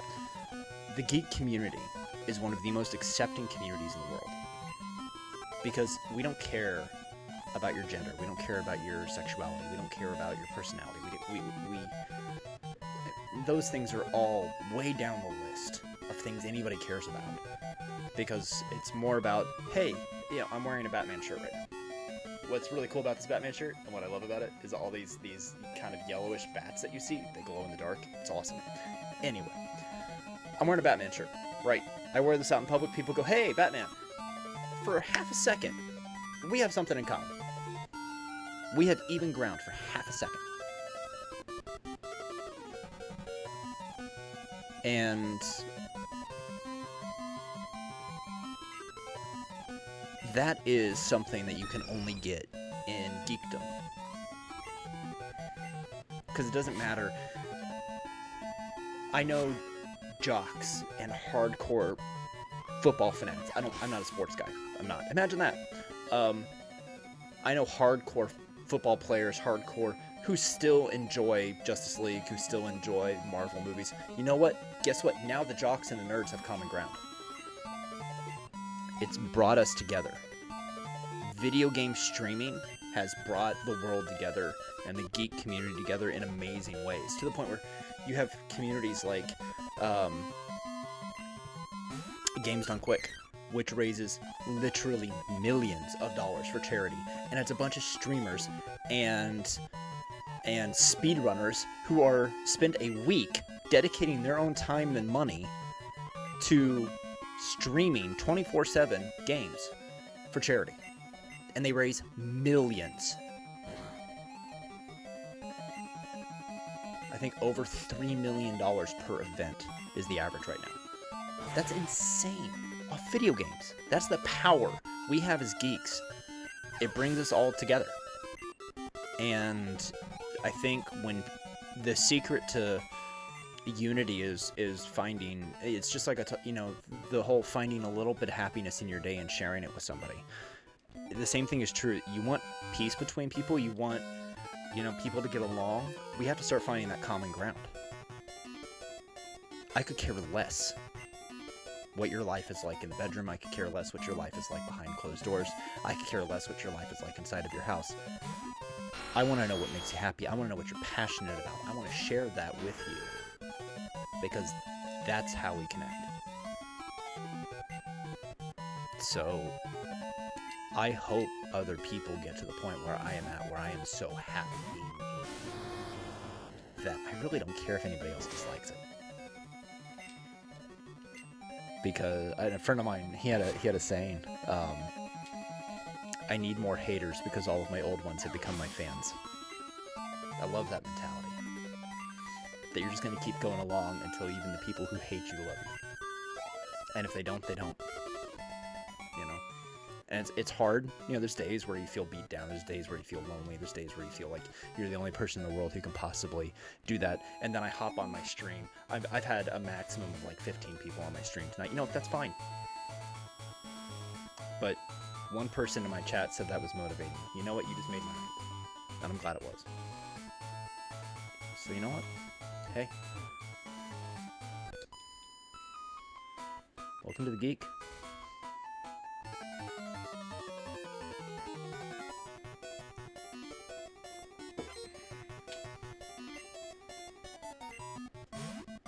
Geek for life. There you go, Wolf Angel. Geek for life.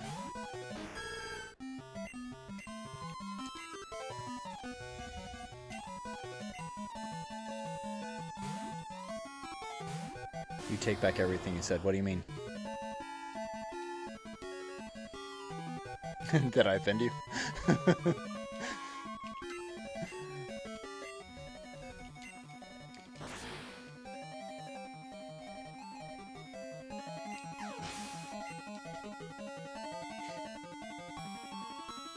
Thanks, man. I don't even know you, but I appreciate it.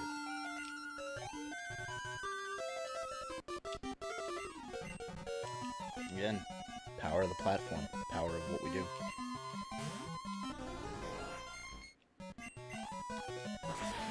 I think one of the coolest things now is my oldest is 5, and she's my little buddy, you know, and my 3-year-old, both of them are really into Pokemon, so it's been fun. I have a Blu-ray collection of the first 3 Pokemon movies, and we've been watching those the last couple nights, and it's been really special, you know, to share my childhood with my kids and have them be super into it. My 5-year-old's also really into Power Rangers, which is awesome because I'm OG like Power Ranger fan. Power Rangers are on my cosplay list of things I want to cosplay. I'm a huge fan of Jason David Frank and everything he's been doing. And if you haven't been following Jason David Frank on social media, you should. JDF was the original Green Ranger, White Ranger in the Power Rangers. He has spent the last year during a pandemic going to comic book shops around the country, donating his time, raising money for those comic book shops, doing pictures and autographs to help the comic book store stay alive. That's what he has spent the last year doing. That's a hero, you know? Not only is he out there supporting local business, he's out there supporting the geek community, and he's extremely positive. Like, if you want a positive person in your life, go follow JDF. It's inspiring.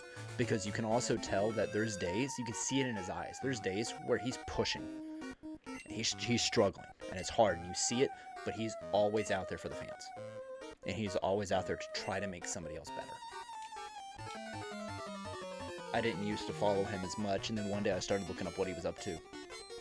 And I mean, watching his videos, his Instagram videos, his Facebook videos that he does, his Facebook Live stuff, it's just fantastic to see somebody so positive, you know? The world needs more of that.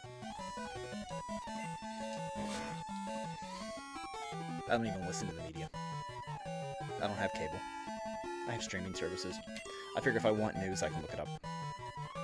But my life became immensely happier when I stopped listening to the media. And I started just enjoying life around me and other people. My life became so much happier.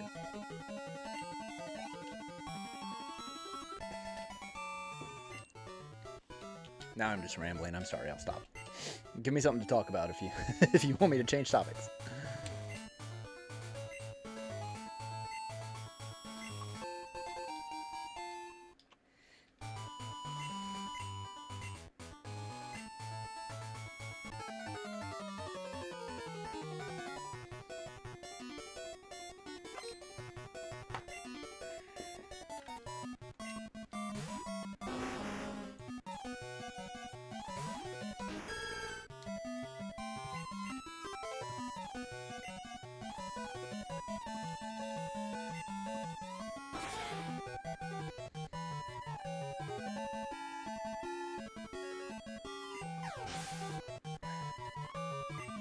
Star Wars.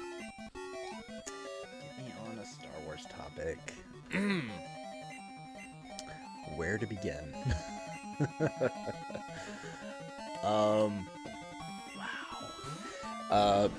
Bad Batch, pretty good. I've only watched the first episode, so no spoilers. I'm fitting it in around fatherhood and work and everything else. But so far, loving Bad Batch.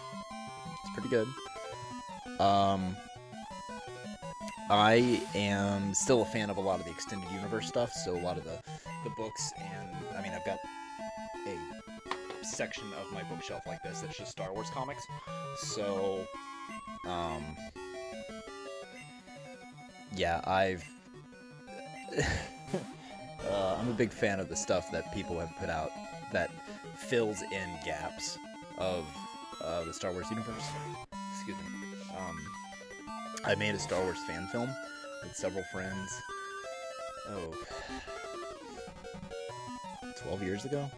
11 years ago? I found the footage recently, and I've considered doing a special edition release of it where I just go back and re-edit all the footage, because technology's a little better today than we were doing it 12 years ago.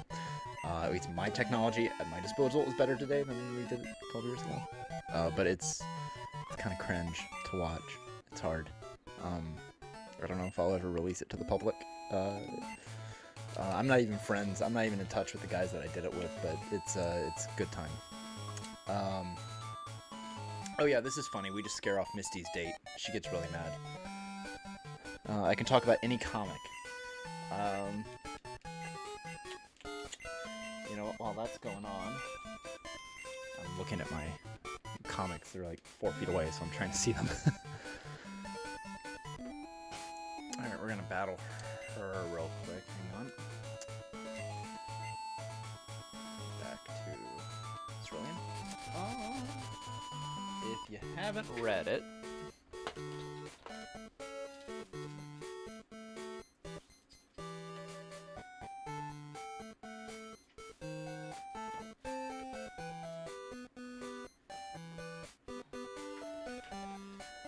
I've talked about these on my KOTOR stream, actually. But the Dawn of the Jedi series. And again, there's some green on here, so it's clashing with its camera's picking it up like it's part of my green screen. That's why it looks weird. These are really good. I mean, the artwork, from an artwork standpoint, is just, again, same problem, but they're just beautiful comics, beautiful graphic. These are like actual graphic novels. But yeah, they're early Jedi. They go back to Tython, which was the Force planet where, you know, where the birth of the Force is, you know, before the Sith, before the Jedi, back when you just had Force wielders, you know. It's good. But what was interesting about Tython in the comics, since we're on the topic, it was where they discovered that there had to be a balance in the Force, because the planet was Force. It was like the center, the birthplace of the Force, the whole planet. And so if you had extreme light or dark on the planet itself would get out of balance. And you would have these like devastating storms, and so like everybody who was there had to be in this balance. And if you couldn't be, you were banished to like this moon. And you weren't allowed to, you were like in total exile because you couldn't bring balance to the Force. It was a very interesting, like very extremist. We're talking about before there were lightsabers, before there were all of that. Real interesting storyline, real, like something I would love to see turn into a show like Bad Batch or something like that. I think that'd be pretty solid.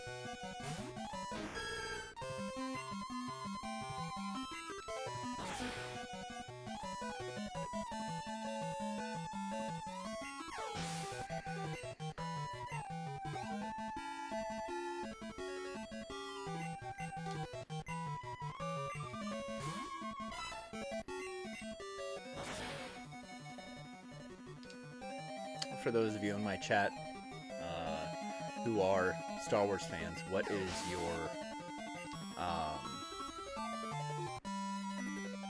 yeah, unfortunately that's just a streaming thing. it's like that regardless of which streaming service you're watching on, because this is being simulcast to Twitch, YouTube, and Facebook. They all have the same, like, 30-second delay between what you type and what I see. So for those of you who are Star Wars fans, what would be your color lightsaber, if you could choose?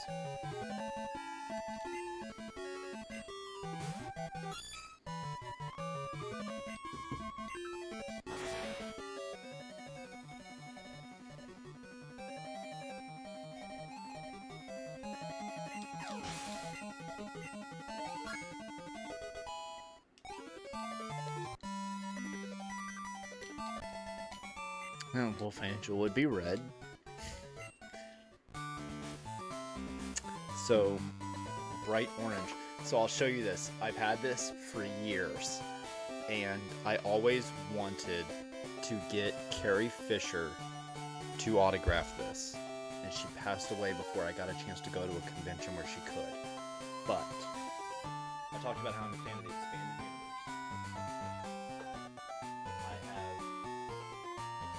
They probably have no real value other than to me. So I'll show you the first one. Shadows of the Empire, which took place between Empire Strikes Back and Return of the Jedi, which was a great book, really great video game. But Leia in her bounty hunter Bouche disguise, what we see her in when we meet, when we see her at the first part of Return of the Jedi, still in box. This is Kenner, copyright 1996. I think. I've had this one for a while. But it's funny you say Red Saber, because there is, and from the Dark Empire comics, I'm brushing dust off because he's been sitting on my desk. Princess Leia, and see if you can see it on camera, if I can get it. She has a red lightsaber. Right there. And that's out of the Dark Empire comic book series. And I have had these pretty much since they came out. No, I take that back. I got these a few years later, still like 2002, but I got them at a convention at Celebration 2, and I've had them forever. And they sit proudly on my desk as collector's pieces. But I had hoped to get Carrie Fisher to autograph them, and I never got the chance to. She passed away, tragically passed away before I ever got the chance to. She was my first movie crush, was Princess Leia. Not my first TV crush, my first movie crush.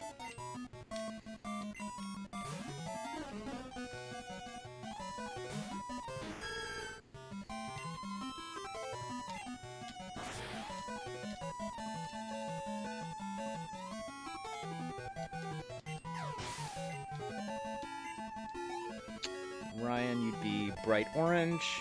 Dark Angel would be purple.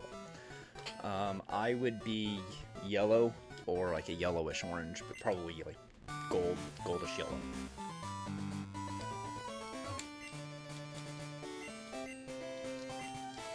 So red lightsaber doesn't necessarily mean Sith. Well, it doesn't. Depends on what part of the extended universe you follow.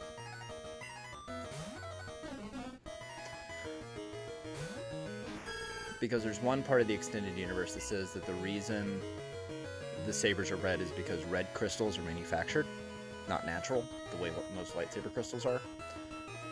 So because they're manufactured, they have to be infused with the dark side of the Force, so they themselves, like the red saber itself, embodies hate in order to operate. And so that's why it's red. There's also, if you go with the Knights of the Old Republic storyline, you find red crystals as a natural occurring thing inside of the Force Cave on Dantooine. So there's a different school of thought there. It all depends on what you want to go with.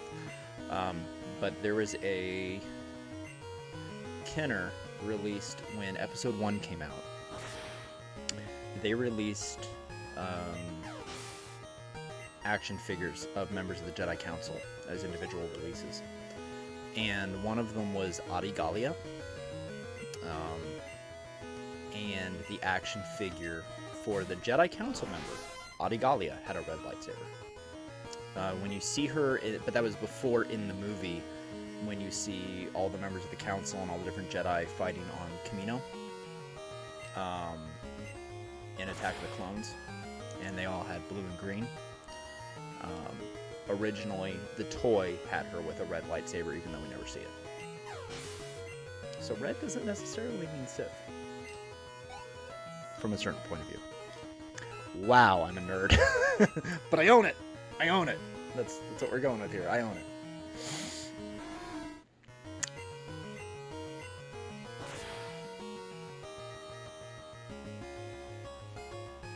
One of the tattoos on my arm is a Star Wars, Star Trek blended tattoo. See if I can... yeah. So I've got the Star Wars New Republic logo in front of the Star Trek insignia. And then below it, my Legend of Zelda Ocarina of Time tattoo.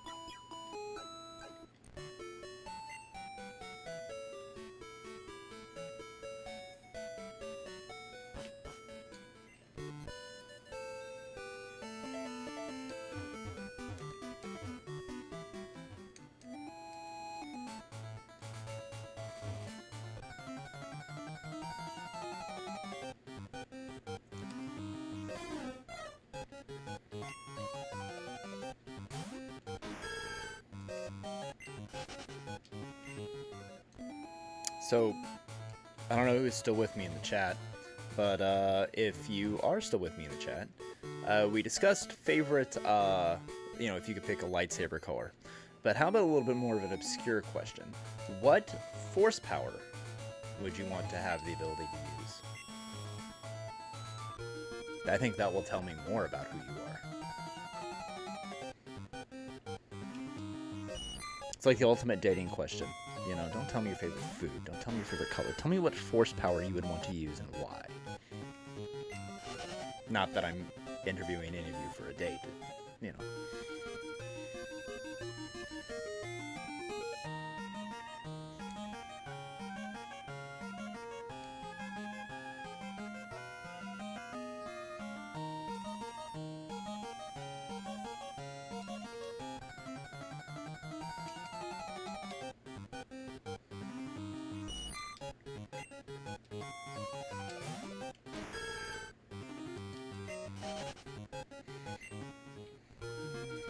So it looks like I have to go the long way to get to...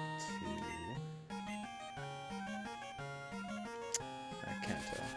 The persuasion. Get the kiddos to eat the foods that are yucky. Levitation.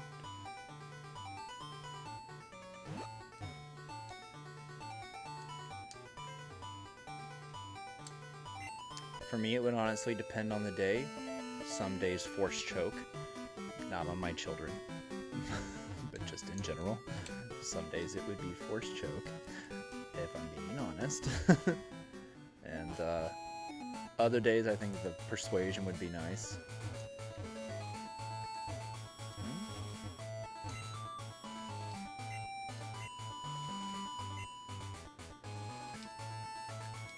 Okay. That's frustrating.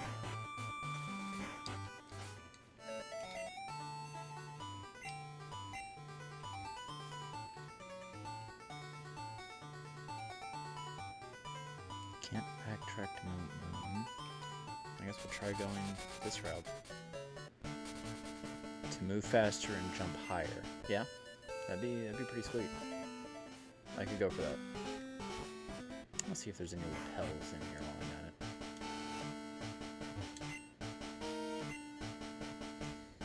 Oh, yay.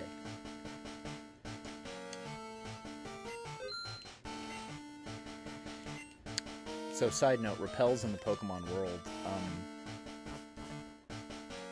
the strength of the repel doesn't change, the strength of the Pokemon that it repels, it's the duration. What determines the strength of the Pokemon it repels is the level of the Pokemon at the head of your party. So, like, my first Pokemon is level 62, so any Pokemon below his level, I won't see. Which is going to be all of them, because nobody is in the wild at level 62.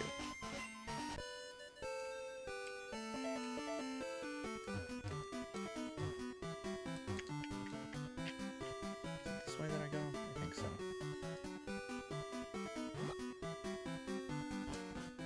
Yeah, we're gonna try going out.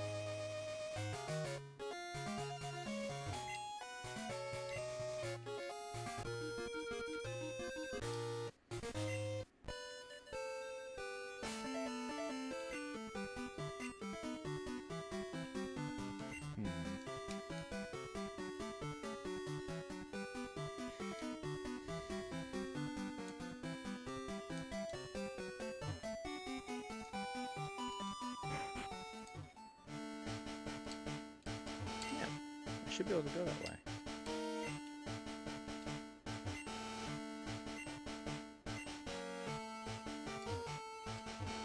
I beat the Elite Four, so why can't I go? Anybody know? Okay, so hang on, I'm confused. I'm confuzzled.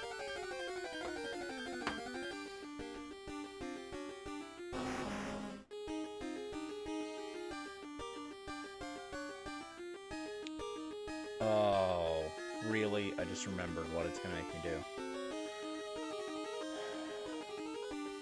I'm gonna have to go through Diglett's cave. That's why.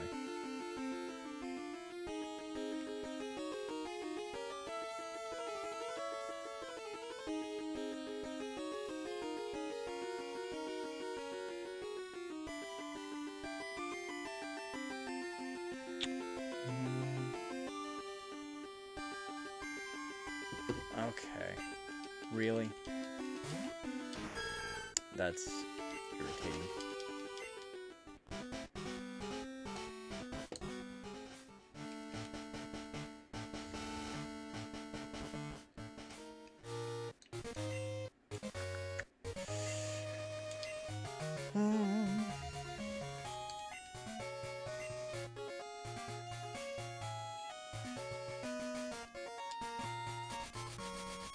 So I have to do the whole thing with the Snorlax to get him to move.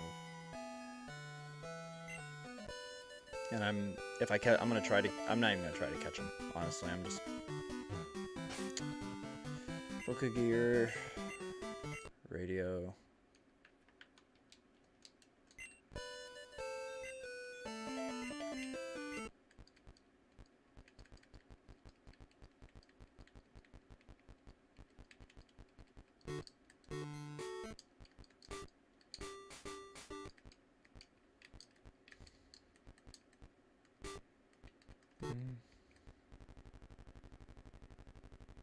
Do I not have it?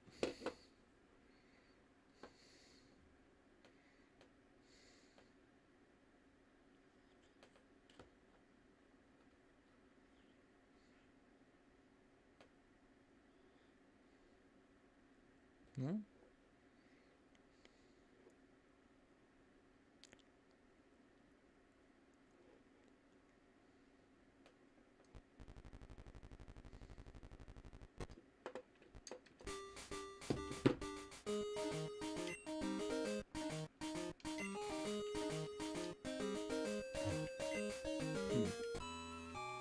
Supposed to be on the radio.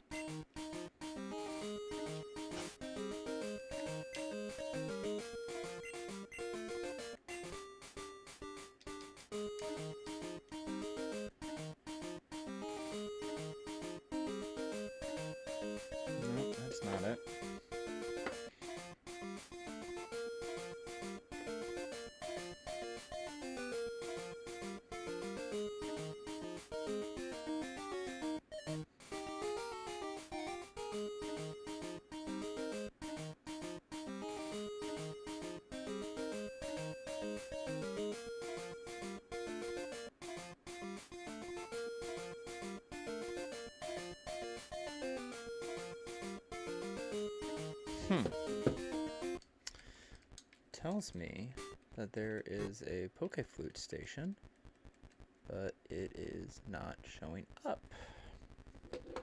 So, let me see if I missed something. PokéMon Gold.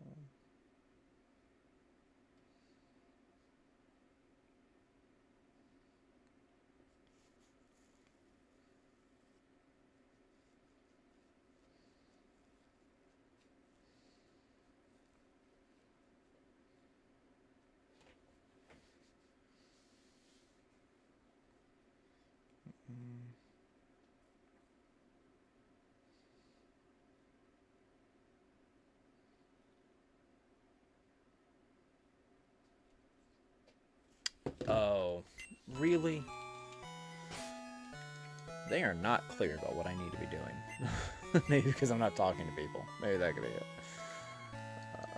Lavender Town. Yeah.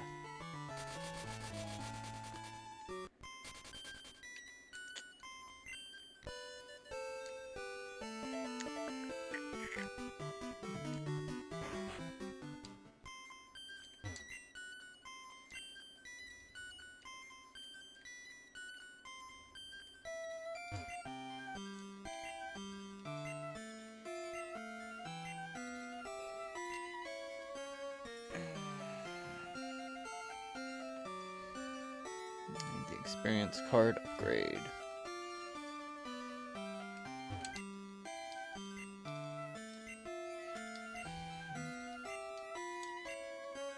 There we go. Now I can get it.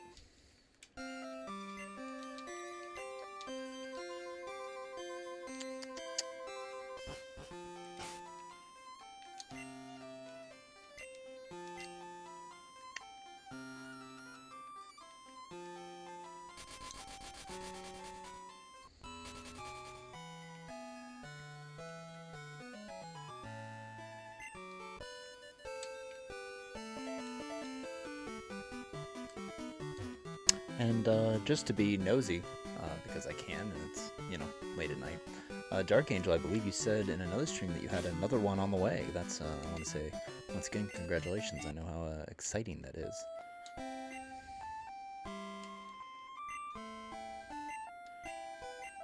I am all done having children. I have my kids. I love my children. There are days forced persuasion would be very useful on my children. That is agreeable.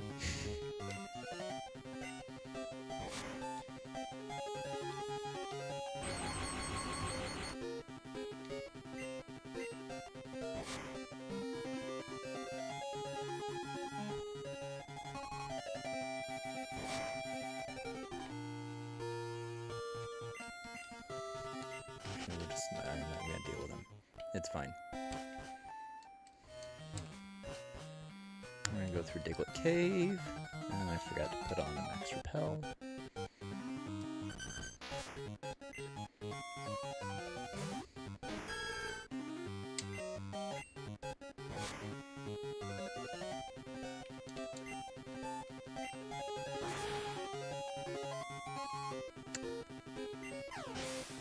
And you were told a couple of days ago that you're not having one, but two! Wow! Congratulations. That's awesome. Kids are really special. They really are. So very happy for you, Dark Angel. That's exciting.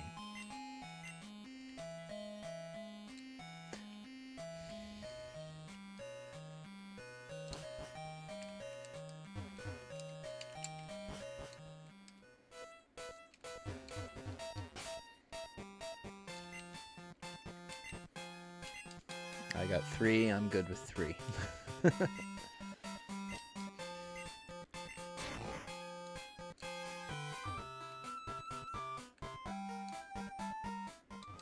That is very, very exciting.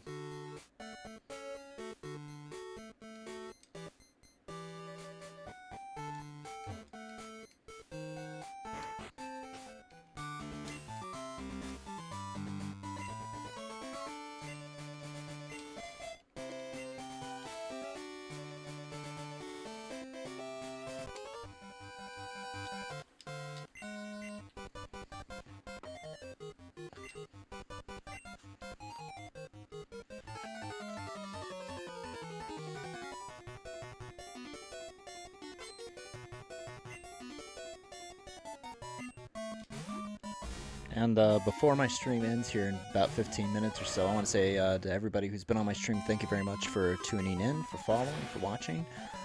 If you are watching on Twitch, be sure to follow our channel, GNN_gaming, and you will get a notification on the Twitch app every single time we go live.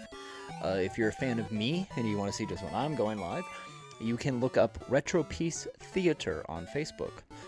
If you're watching this link, you've probably already found that page. If you become a fan of Retro Piece Theater, you'll get notified every time I go live. You can also follow me on YouTube at Retro Piece Theater. And that's theater spelled with the proper King's English, Theatre.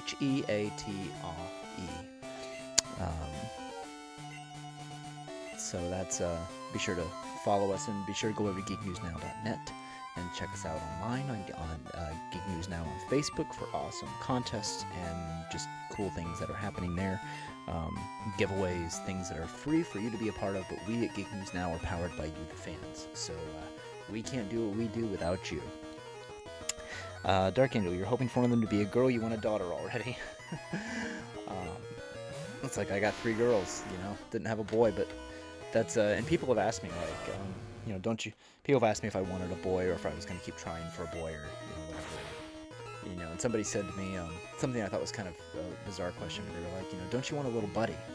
And I was like, well, you haven't met my oldest. My oldest is my little buddy.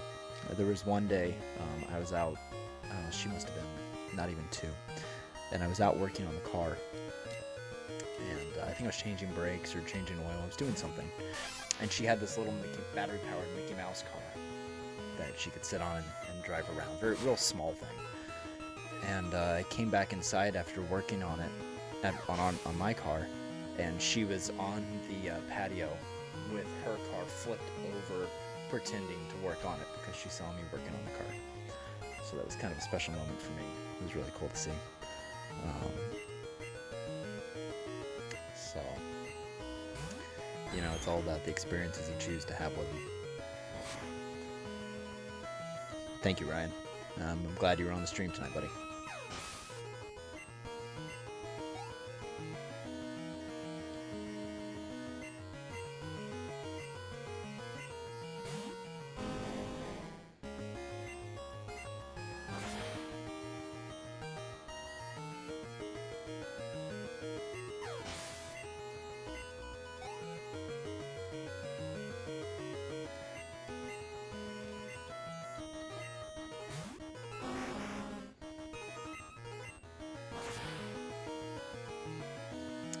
Pretty adorable when she did that.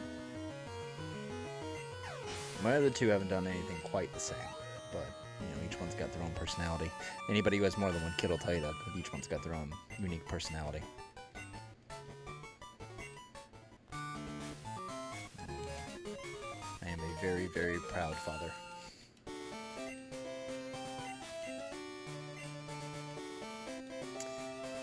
So I know the Silver Wing is here in Pewter City.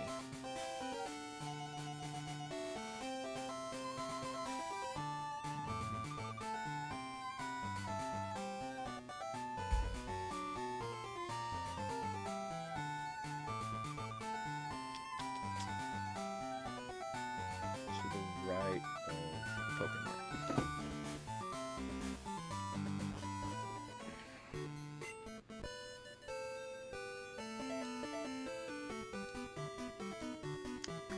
This guy.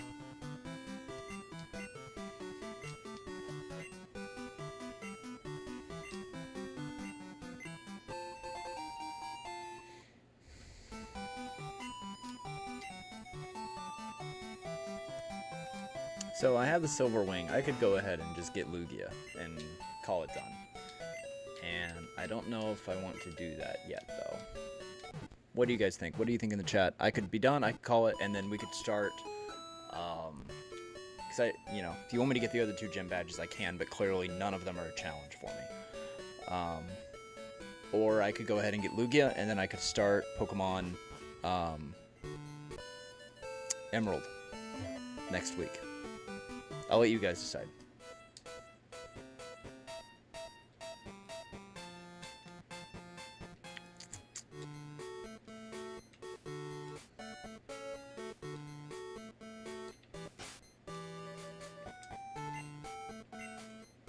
fact, I'll give you guys just a moment to decide. I'll be right back.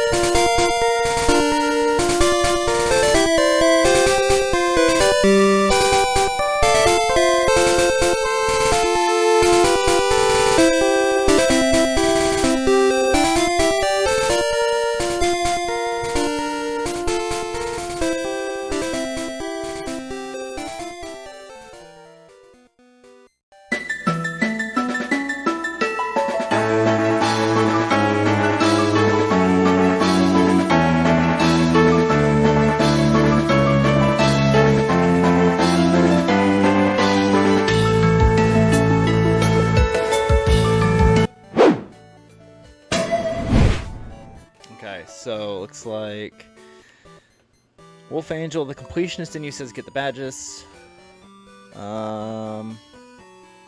Emerald next week would be awesome. And Ryan wants to know what I want to do. Well, I can't really be the completionist though, Wolf Angel, just because, I mean, I have like 35 Pokemon out of like 300. Like 306 or something. I forget exactly how many are in this generation total. I'm gonna go ahead and get Lugia, then I'm gonna call it, because otherwise it's gonna be... So I'm just gonna finish out my stream. I may go a little over 3 hours, but you know, whatever. It's I'm the last person streaming on the channel tonight, so if I go a little over, it's no big deal. And I will get Lugia, and then I will call my stream for the night after I get Lugia. I've still got the Master Ball, so it's going to be pretty easy to get him. Yeah, this will be the fastest way back.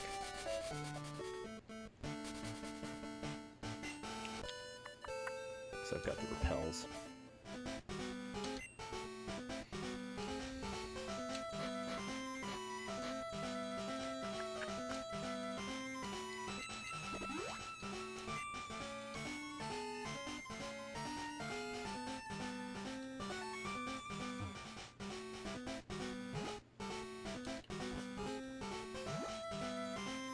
Because quite honestly, I probably would have called the stream after just beating the Elite Four if I didn't have to do all of that just to get the Silver Wing so I could get Lugia.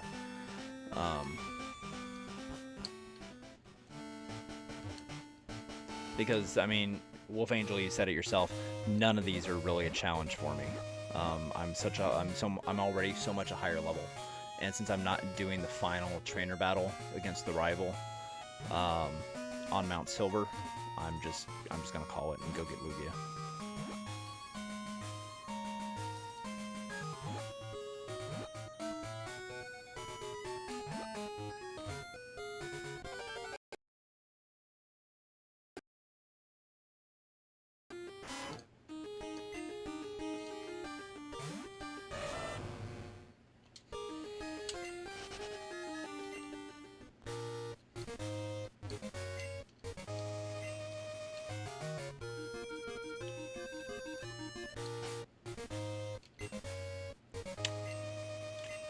Should be able to fly. No, not quite far enough yet.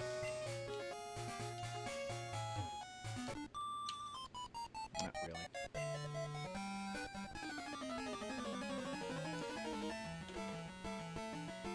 All 4 of my drinks for the evening.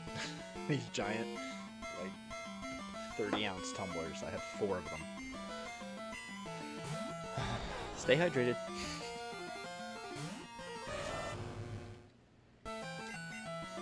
Doesn't even matter what I hit him with.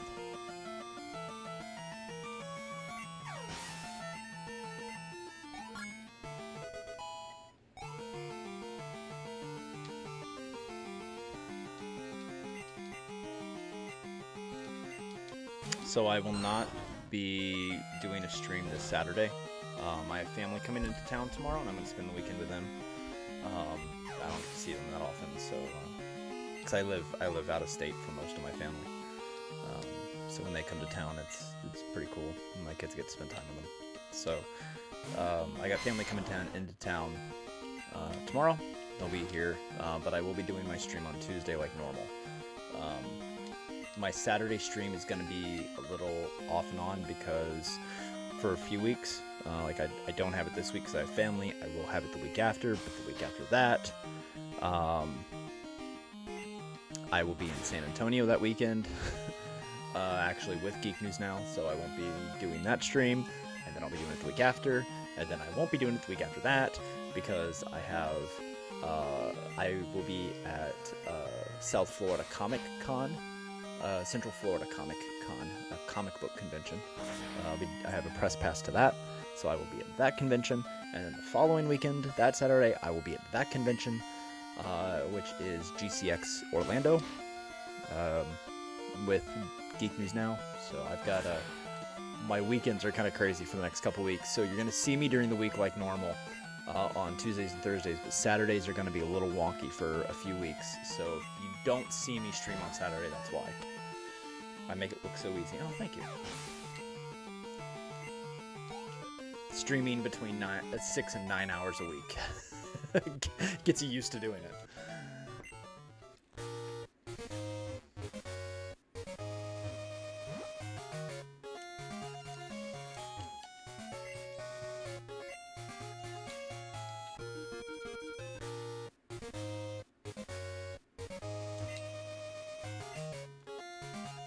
And, oh, Dark Angel, thank you. I will say hi to my family. Yeah, I get to see my parents in person about once a year.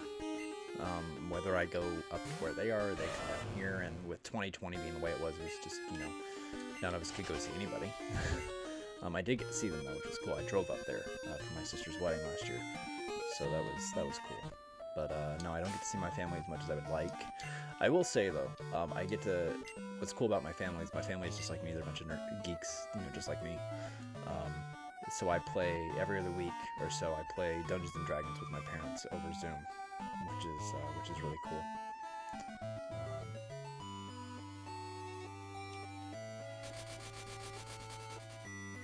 And I am the dungeon master for that. And I'm real excited that they're going to be here this weekend because we're going to get to do the first in-person session that we've been able to do since we started playing, because we, you know, the distance. So that's gonna be fun. It's gonna be a good weekend. We're also celebrating my middle child's birthday this weekend. There's a lot of craziness going on. It kind of feels like my life most of the time. Just lots of craziness going on. All right, so I'm gonna save. And I'm gonna use another.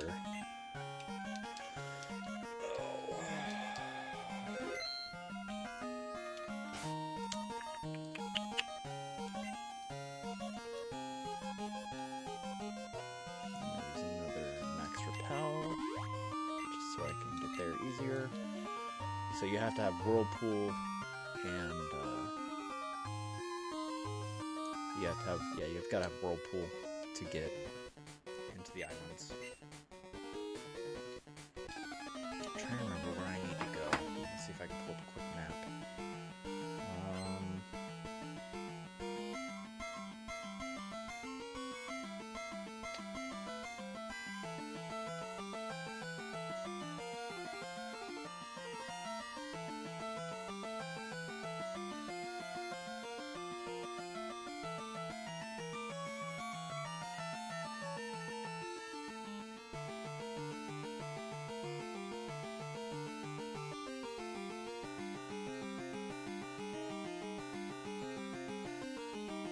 The Whirl Islands.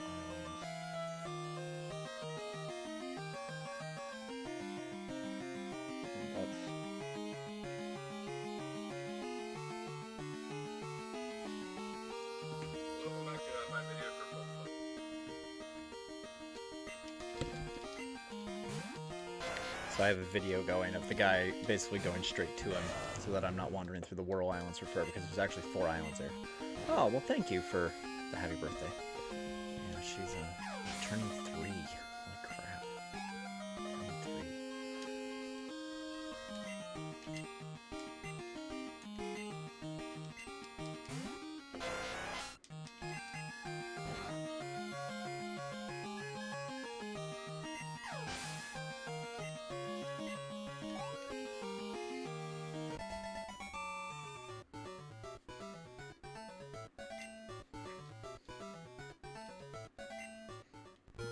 So this guy's saying that it's faster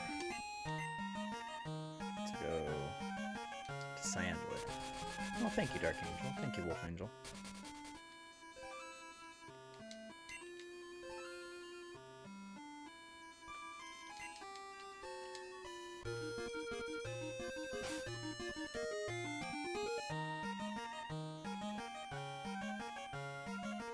Let's see, what route does he take?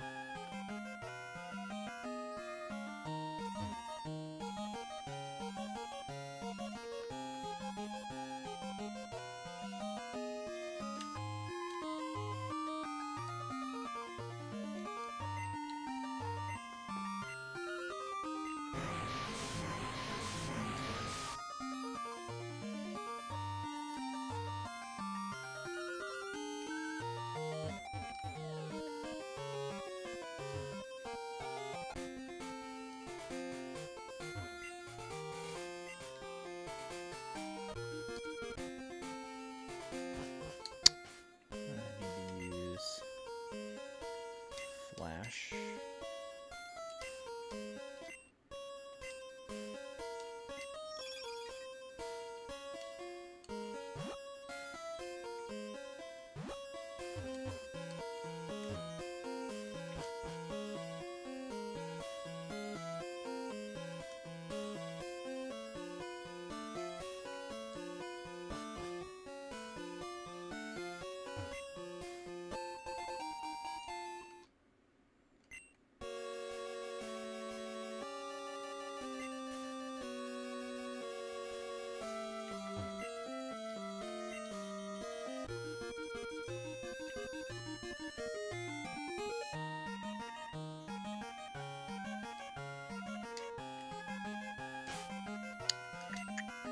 We'll use another max repel.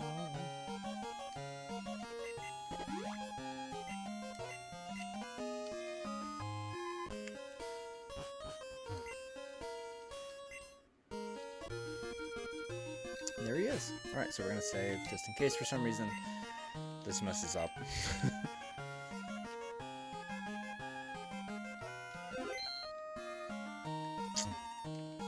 Make sure I've still got my Master Ball. I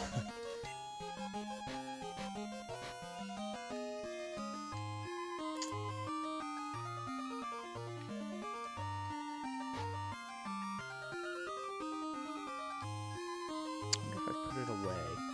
What did I do with it?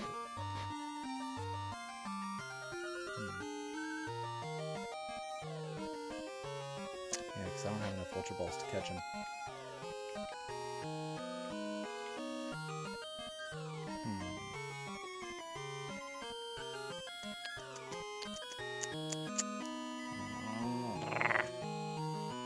Well, I don't have enough Ultra Balls to catch him. So, bear with me one second. Bear with me 1 second. I'm gonna cheat because I can. So give me 1 second here.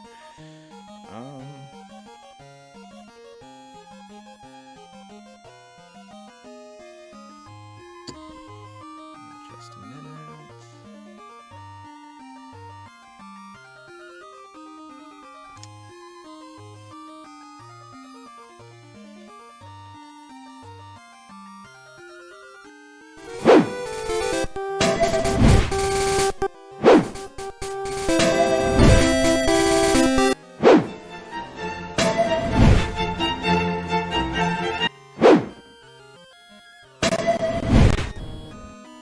Okay, sorry about that. I had to use my keypad and it was also jumping my stream around.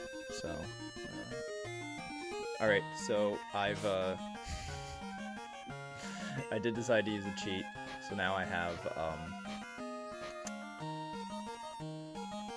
unlimited Master Balls. I'm just gonna get Lugia and just call it done. He looks so cool. I love the way Lugia looks.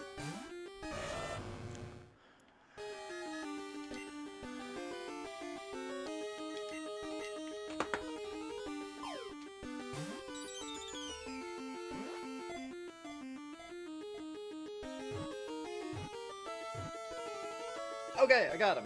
Woohoo!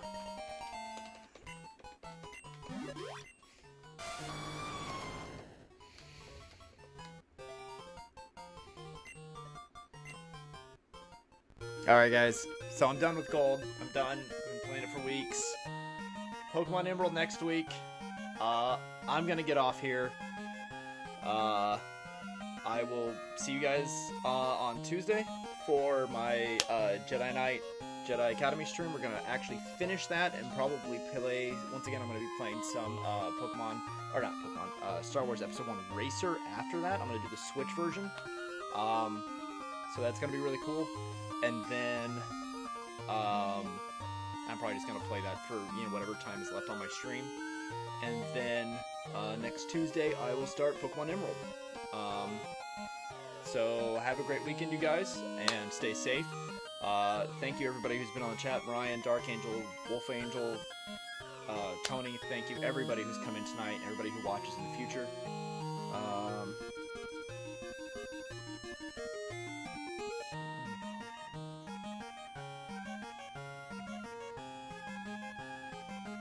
So you guys have a wonderful evening. Thank you very much, and